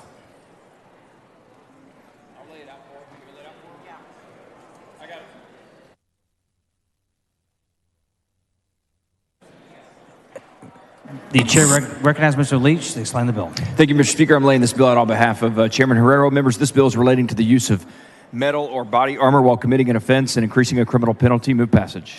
The question occurs on passing the Grossman HB 3816. All in favor say aye. Opposed, nay. The ayes have HB 3816 passed in Grossman. The chair lays out on second reading HB 4081. The clerk read the bill. HB 4081 by Clardy relating to the referral of certain proceedings to an associate judge and request for reimbursement of all or part of the associate judge's salary. The chair recognizes Mr. Clardy to explain the bill. Thank you, Mr. Speaker. Members, this is the border judge bill. What this does is help our border counties defray the expense of the actual judicial burden they're carrying. I think it's a good bill. I do believe there's an amendment that is acceptable to the author. The following amendment, the clerk read the amendment. Amendment by Morales-Shaw. The chair recognizes Ms. Morales-Shaw to explain the amendment. Thank you, Mr. Speaker. Thank you, members. This amendment adds that the Commissioners Court that are adding on courts that they can have jurisdiction and be compensated for. It makes sure that if they're processing cases at the border, that they have a paid interpreter present. So this makes courts more efficient. I worked as a special public defender, and I also worked at immigration courts, and I know that it makes it very difficult for the judges if they don't have interpreters for the people that they are processing. And this is an amendment that's acceptable to the author. Ms. Morales-Shaw sends an amendment. It is acceptable to the author's objection to the amendment. The chair hears none. The amendment is adopted. The chair recognizes Mr. Clardy to close on the bill. Thank you, Mr. Speaker. I move passage. The question occurs on passing the engrossment HB 4081. This is a record vote. The clerk read the bill. Show Mr. Clardy voting aye. Show Mr. Kemple voting aye. So Mr. Leach voting aye.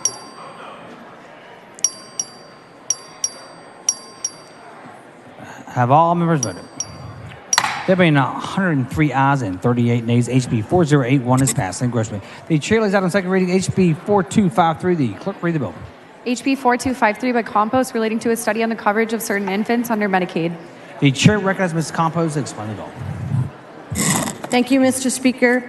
Members, federal law requires that all babies born to mothers on Medicaid be automatically enrolled in Medicaid beginning at birth and continuing uninterrupted through the first year of life.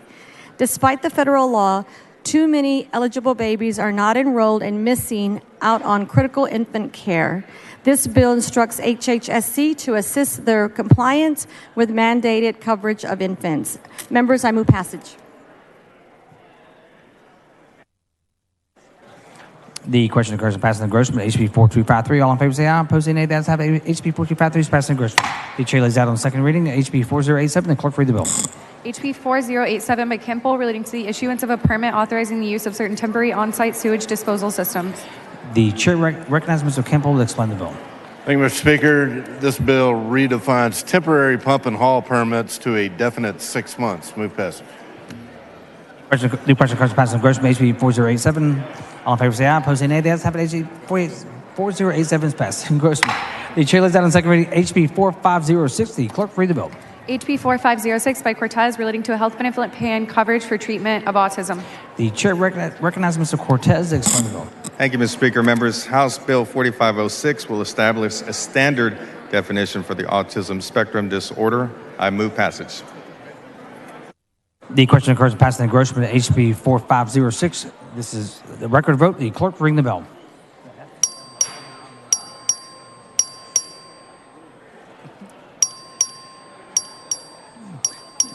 Have all members voted? All members voted. There being 102 ayes and 35 nays, HB 4506 is passed through engrossment. The chair lays out on second reading HB 4090. The clerk read the bill. HB 4090 by Troxler relating to the use of revenue attributable to the imposition of a hotel occupancy tax by certain municipalities and counties for venue projects in the period for which certain of those taxes may be imposed. The chair recognizes Ms. Troxler to explain the bill. Speaker, Ms. Hinojosa, for what purpose? I raise a point of order against further consideration of House Bill 4090 under Rule 8, Section 10B of the House Rules and Article 3, Section 58 of the Texas Constitution. The bill is improperly limited to a political subdivision by means of an artificial device. Please bring your point of order down front.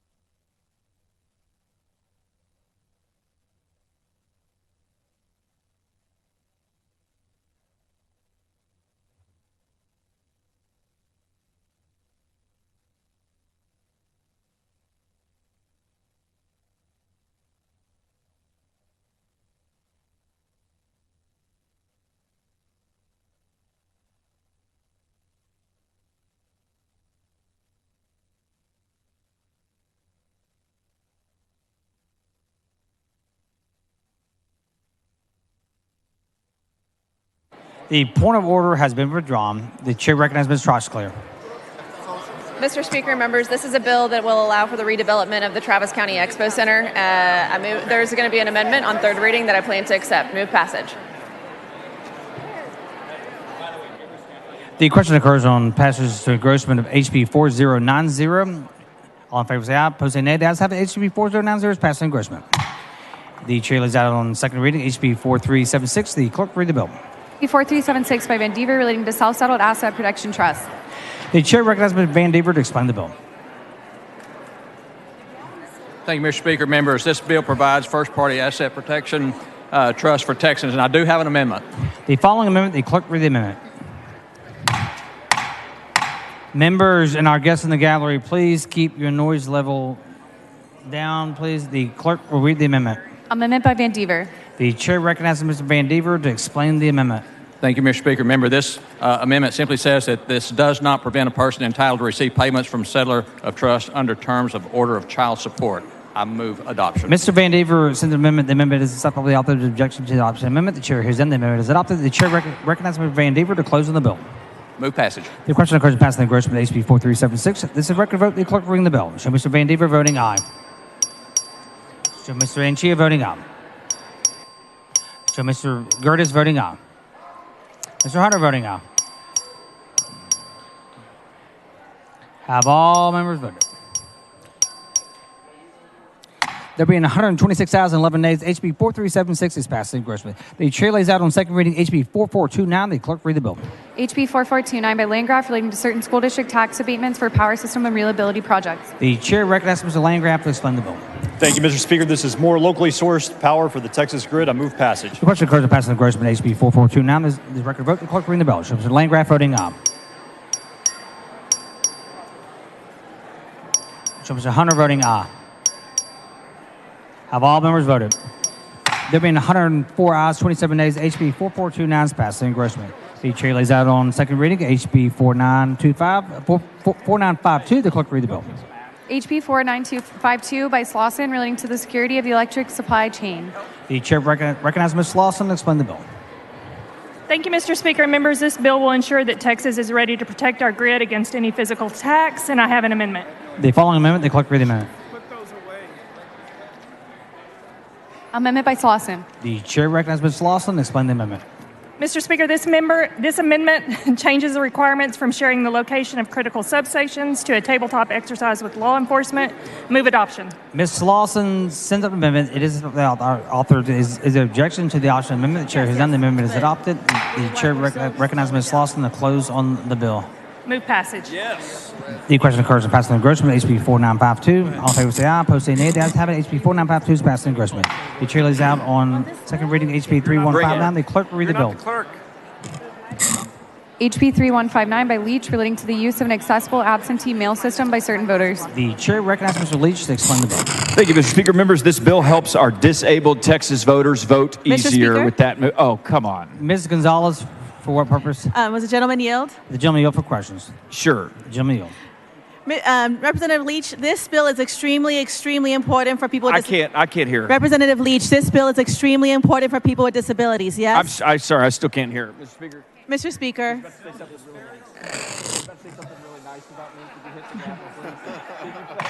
Thank you. Go ahead. I thought I heard, but go ahead and say it again for everybody Members, to hear. please take your conversations outside the room. Representative Leach, this bill is extremely important for people with disabilities, correct? That is correct. And you have been working tirelessly to get this bill across the finish line, and I know lots of people are counting on you today, so you just want to say thank you for all of your hard work. Thank you, Representative Gonzalez. Members, with that, move passage. Hey, we're slowing down the The question occurs in passing engrossment HB 3159. All in favor say aye. Opposed say nay. The ayes have it. HB 3159 is passed in engrossment. The chair lays out on second. The chair lays out HB 649 as a matter of postponed business on second reading. The clerk read the bill. HB 649 by Hinojosa relating to consideration of education-related income and determining eligibility of applicants for residential tenancies. The chair recognizes Ms. Hinojosa to explain the bill. Mr. Speaker. Mr. Toth, for what purpose? I raise call point of order. Please bring your. Mr. Toth, could you state your point of Rule order? 4, Section 30, Rule 432C on the grounds the bill analysis is substantially or materially misleading. Please bring your point of order down front.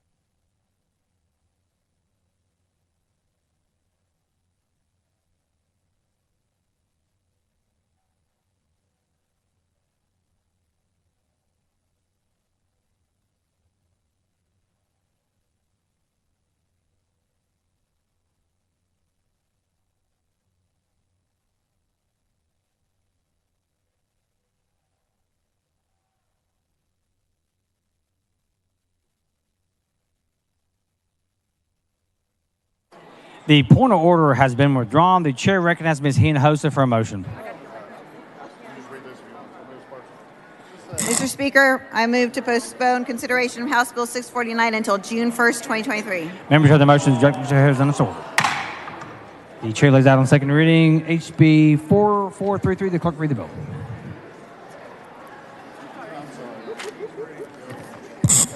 HB 4433 by Anchia relating to the treatment of certain residents' homesteads for purposes of the Tax Increment Financing Act. The chair recognizes Mr. Anchia to explain the bill. Thank you, Mr. Speaker and members. This is tax cuts in TIFs. Move passage. The question occurs on passing engrossment HB 4433. All in favor say aye. Opposing nay. That has happened. 4433 passing engrossment.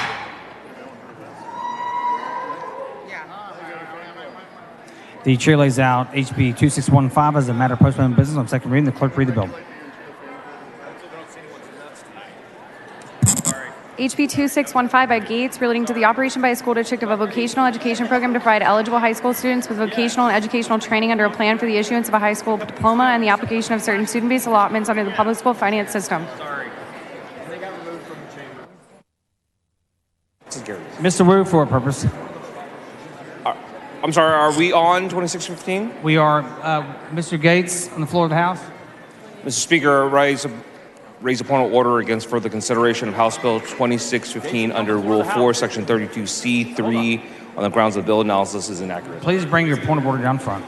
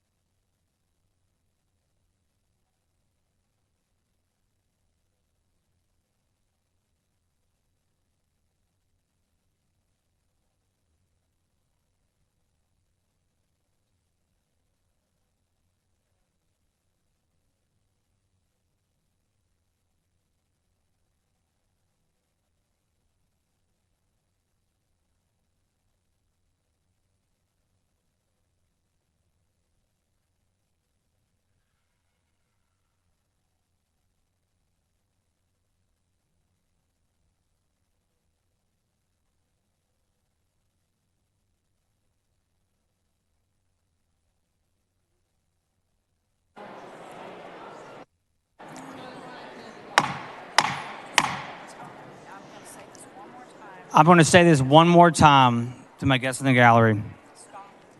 We will clear the gallery and you will kill bills tonight, your boss's bills, if you do not keep your voices down.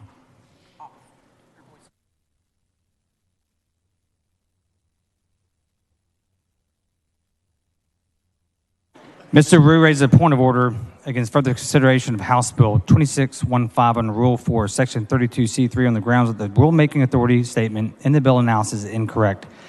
The bill adds 30B to Education Code to establish a new foundation and trade diploma program. Mr. Wu argues that the bill analysis fails to identify a new rulemaking authority delegated to the Education Commissioner. He notes that the bill provides that a student in the program established by the bill must satisfy any other high school graduation requirements provided by the Commissioner rule. Mr. Gates argues that the phrase by Commissioner rule merely references the Commissioner's existing rulemaking authority under other law. The bill expressly recognizes that the Commissioner does not have existing authority to implement its provisions. The bill exempts program students from the current graduation requirements only if the program is administered in accordance with Chapter 30B. any applicable rules adopted by the agency under that chapter. Reading all provisions of the bill together, the phrase by commissioner rule expressly delegates rulemaking authority to the Education Commissioner. A bill analysis must indicate all rulemaking authority delegated by the bill. Here, it did not do so. Accordingly, the point of order is well taken and sustained. The chair lays out HB 2086 on second reading. The clerk read the bill. HB 2086 by Perez relating to creating a criminal offense for the interfering with a motor fuel metering device or motor fuel unattended payment terminal and the persecution of organized criminal activity involving that conduct. The chair recognizes Ms. Perez to explain the bill. Thank you, Mr. Speaker. Members, House Bill 2086 prevents criminals from tampering with GAMP pump payment terminal or metering device. Aside from card skimming at gas pumps, now criminals are also manipulating the gas pump's metering device, so it is no longer accurately measuring how much fuel is being dispensed. So thus, they are able to obtain a lot of fuel for a very low cost. House Bill 2086 builds upon our work from the last two sessions so that Texans can continue to be a model for other states when it comes to tackling financial crimes. With that, Mr. Speaker, I move passage. The question occurs to pass in the engrossment HB 2086. All in favor say aye. Opposed say nay. The ayes have it. HB 2086 is passed in engrossment. The chair lays out on the second reading HB 4780. The clerk read the bill. HB 4780 by Smith relating to ballots voted by mail. The chair recognizes Mr. Patterson to explain the bill. Thank you, Mr. Speaker. Members, this bill relates to early voting ballots voted by mail, removes part of the carrier envelope that requires voter signature. A signature sheet is provided in the envelope with the required components. I move passage. The question occurs to pass in engrossment HB 4780. All in favor say aye. Opposed say nay. The ayes have it. HB 4780 is passed in engrossment. The chair lays out on second reading HB 1138. The clerk read the bill. HB 1138 by Martinez relating to the prosecution of the criminal offense of reckless discharge of a firearm. The chair recognizes Mr. Martinez to explain the bill. Thank you, Mr. Speaker. Members, this changes the bracket to include counties of 500,000 or more. Move passage. The question occurs to pass in engrossment HB 1138. All in favor say aye. Opposed say nay. The ayes have it. HB 1138 is passed in engrossment. The chair lays out on second reading HB 4641. The clerk read the bill. HB 4641 by Meyer relating to the collection of consumer debt incurred by certain individuals as a result of identity theft. The chair recognizes Mr. Meyer to explain the bill. Thank you, Mr. Speaker. Members, HB 4641 helps victims of domestic violence, human trafficking, and those with disabilities with coerced debt. I move passage. The question occurs to pass in engrossment HB 4641. All in favor say aye. Opposed say nay. The ayes have it. HB 4641 is passed in engrossment.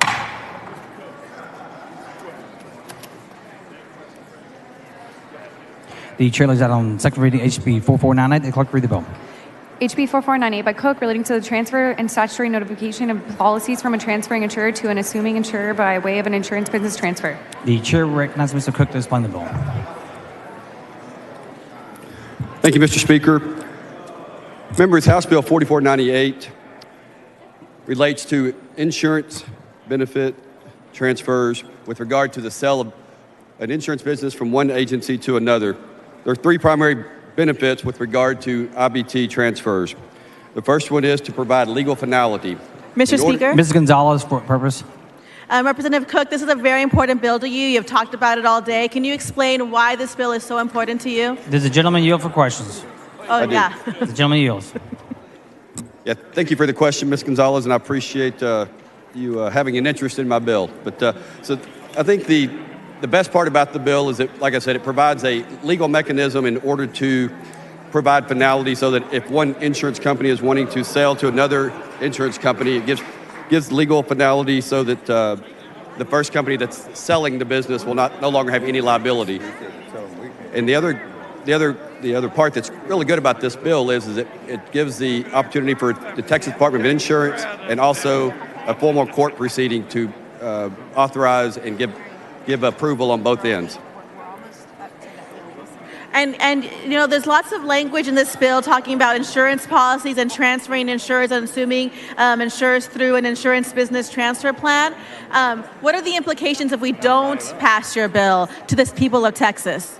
Well, I think we're going to miss out on an economic development opportunity. This is an opportunity to bring new businesses to Texas, and I think it'll also stimulate the local economy. So I think this is an opportunity for Texas to have more insurance companies locating in the great state of Texas and providing insurance benefits throughout our state.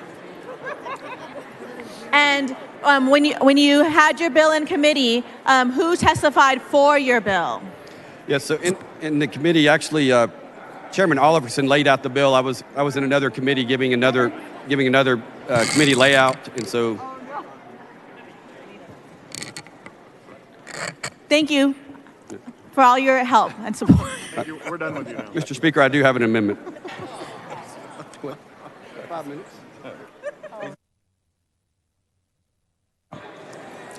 Move passage. The question occurs on passage. Question occurs passage engrossment HB 4498. All in favor say aye. Opposing nay. That's happening. HB 4498 is passed engrossment.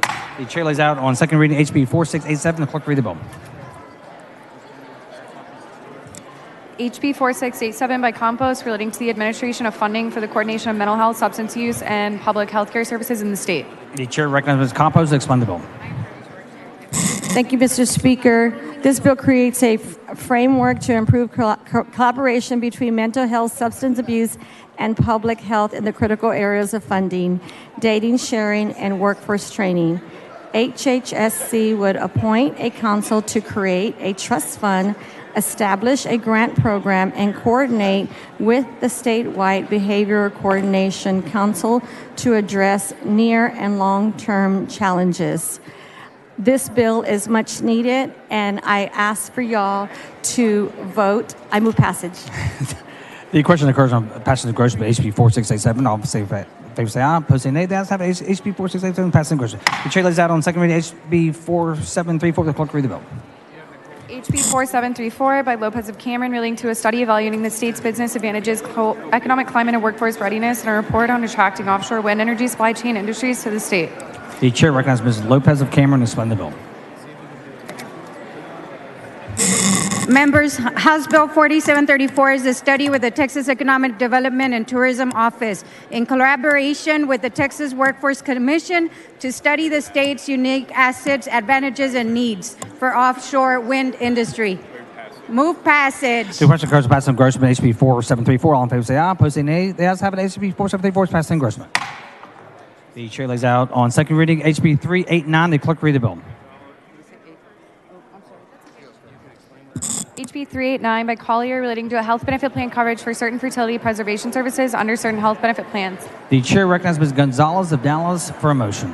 Mr. Speaker, members, this bill would have afforded those who undergo certain medical treatments that could have resulted in fertility access to fertility preservation services. Representative Angie Chen Button passed this bill just this last week, and Collier is a joint author on it. But on behalf of her, she moves to postpone further consideration of HB 389 to January 1st, 2024. Members of the motion, objection. Chair has done so. The chair lays out on second reading HB 4953. The clerk read the bill. HB 4953 by Leo Wilson relating to the procedures for the removal of certain children and the managing conservatorship of the Department of Family and Protective Services. The chair recognizes Ms. Leo Wilson to explain the bill. Mr. Speaker, I raise a point of order under Rule 4, Section 32C2. Please bring your point of order down front.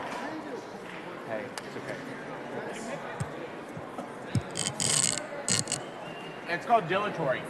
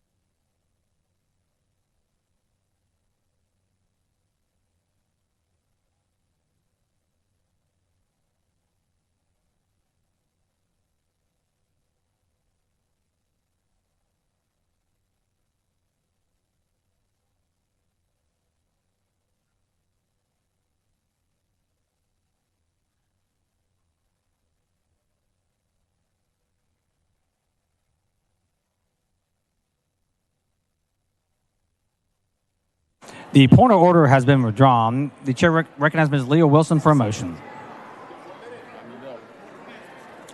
I move passage. You got to read this. You got to read this. Oh, I have to? Oh, okay. Mr. Speaker, I move to postpone to further consideration until June 1st, 2023. Members heard the motion and objected to it. Chair has done so ordered. The chair lays out on the second reading, HB 3502. The clerk read the bill.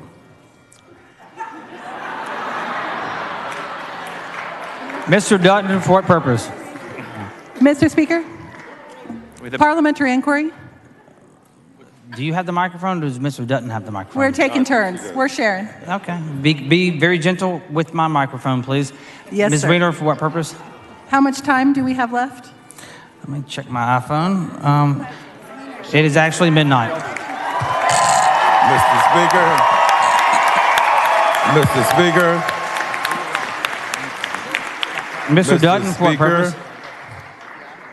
Mr. Speaker, I raise a point of order against further consideration of any bill under Rule 8, Section 13B, in that the time for consideration of House bills on second reading on the supplemental daily House calendar has expired. Please bring your point of order down front. Actually, so it's over. Don't bother bringing your point of order down front. Thank you. Parliamentarian said your point of order is well taken and sustained. Mr. Speaker. You can pass it all down. Just, yeah, Soul Train line.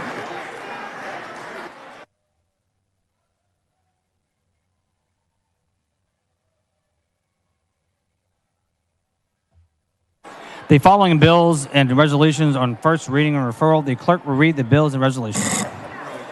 HCR 112 by Bella Montgomery to Defense and Veterans Affairs. HCR 115 by Kitzman to Defense and Veterans Affairs. SB 220 by Betancourt to Elections. SB 357 by Hall to Youth Health, Safety and Select. SB 369 by Campbell to Land and Resource Management. SB 417 by Paxton to Youth Health and Safety Select. SB 833 by King to Insurance. SB 842 by Hinojosa to Pensions, Investments, and Financial Services. SB 1117 by Hancock to State Affairs. SB 1342 by Perry to Human Services. SB 1534 by Schwertner to Public Health. SB 1787 by Betancourt to Land and Resource Management. SB 1836 by Hinojosa to Ways and Means. SB 1916 by Parker to Urban Affairs. SB 2361 by Parker to Ways and Means. SB 2570 by Zaffarini to Natural Resources. SB 2613 by Parker to Urban Affairs. SCR 25 by Parker to State Affairs.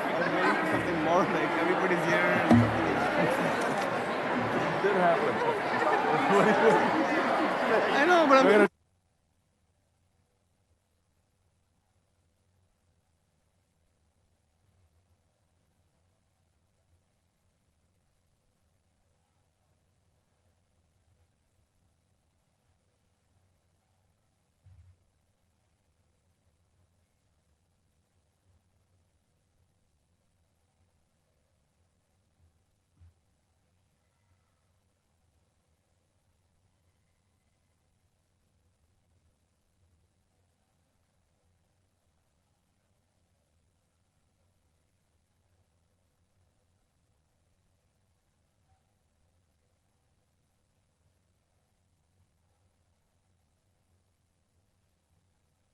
Members, the speaker's desk is clear. If you have any announcements, please bring them down front.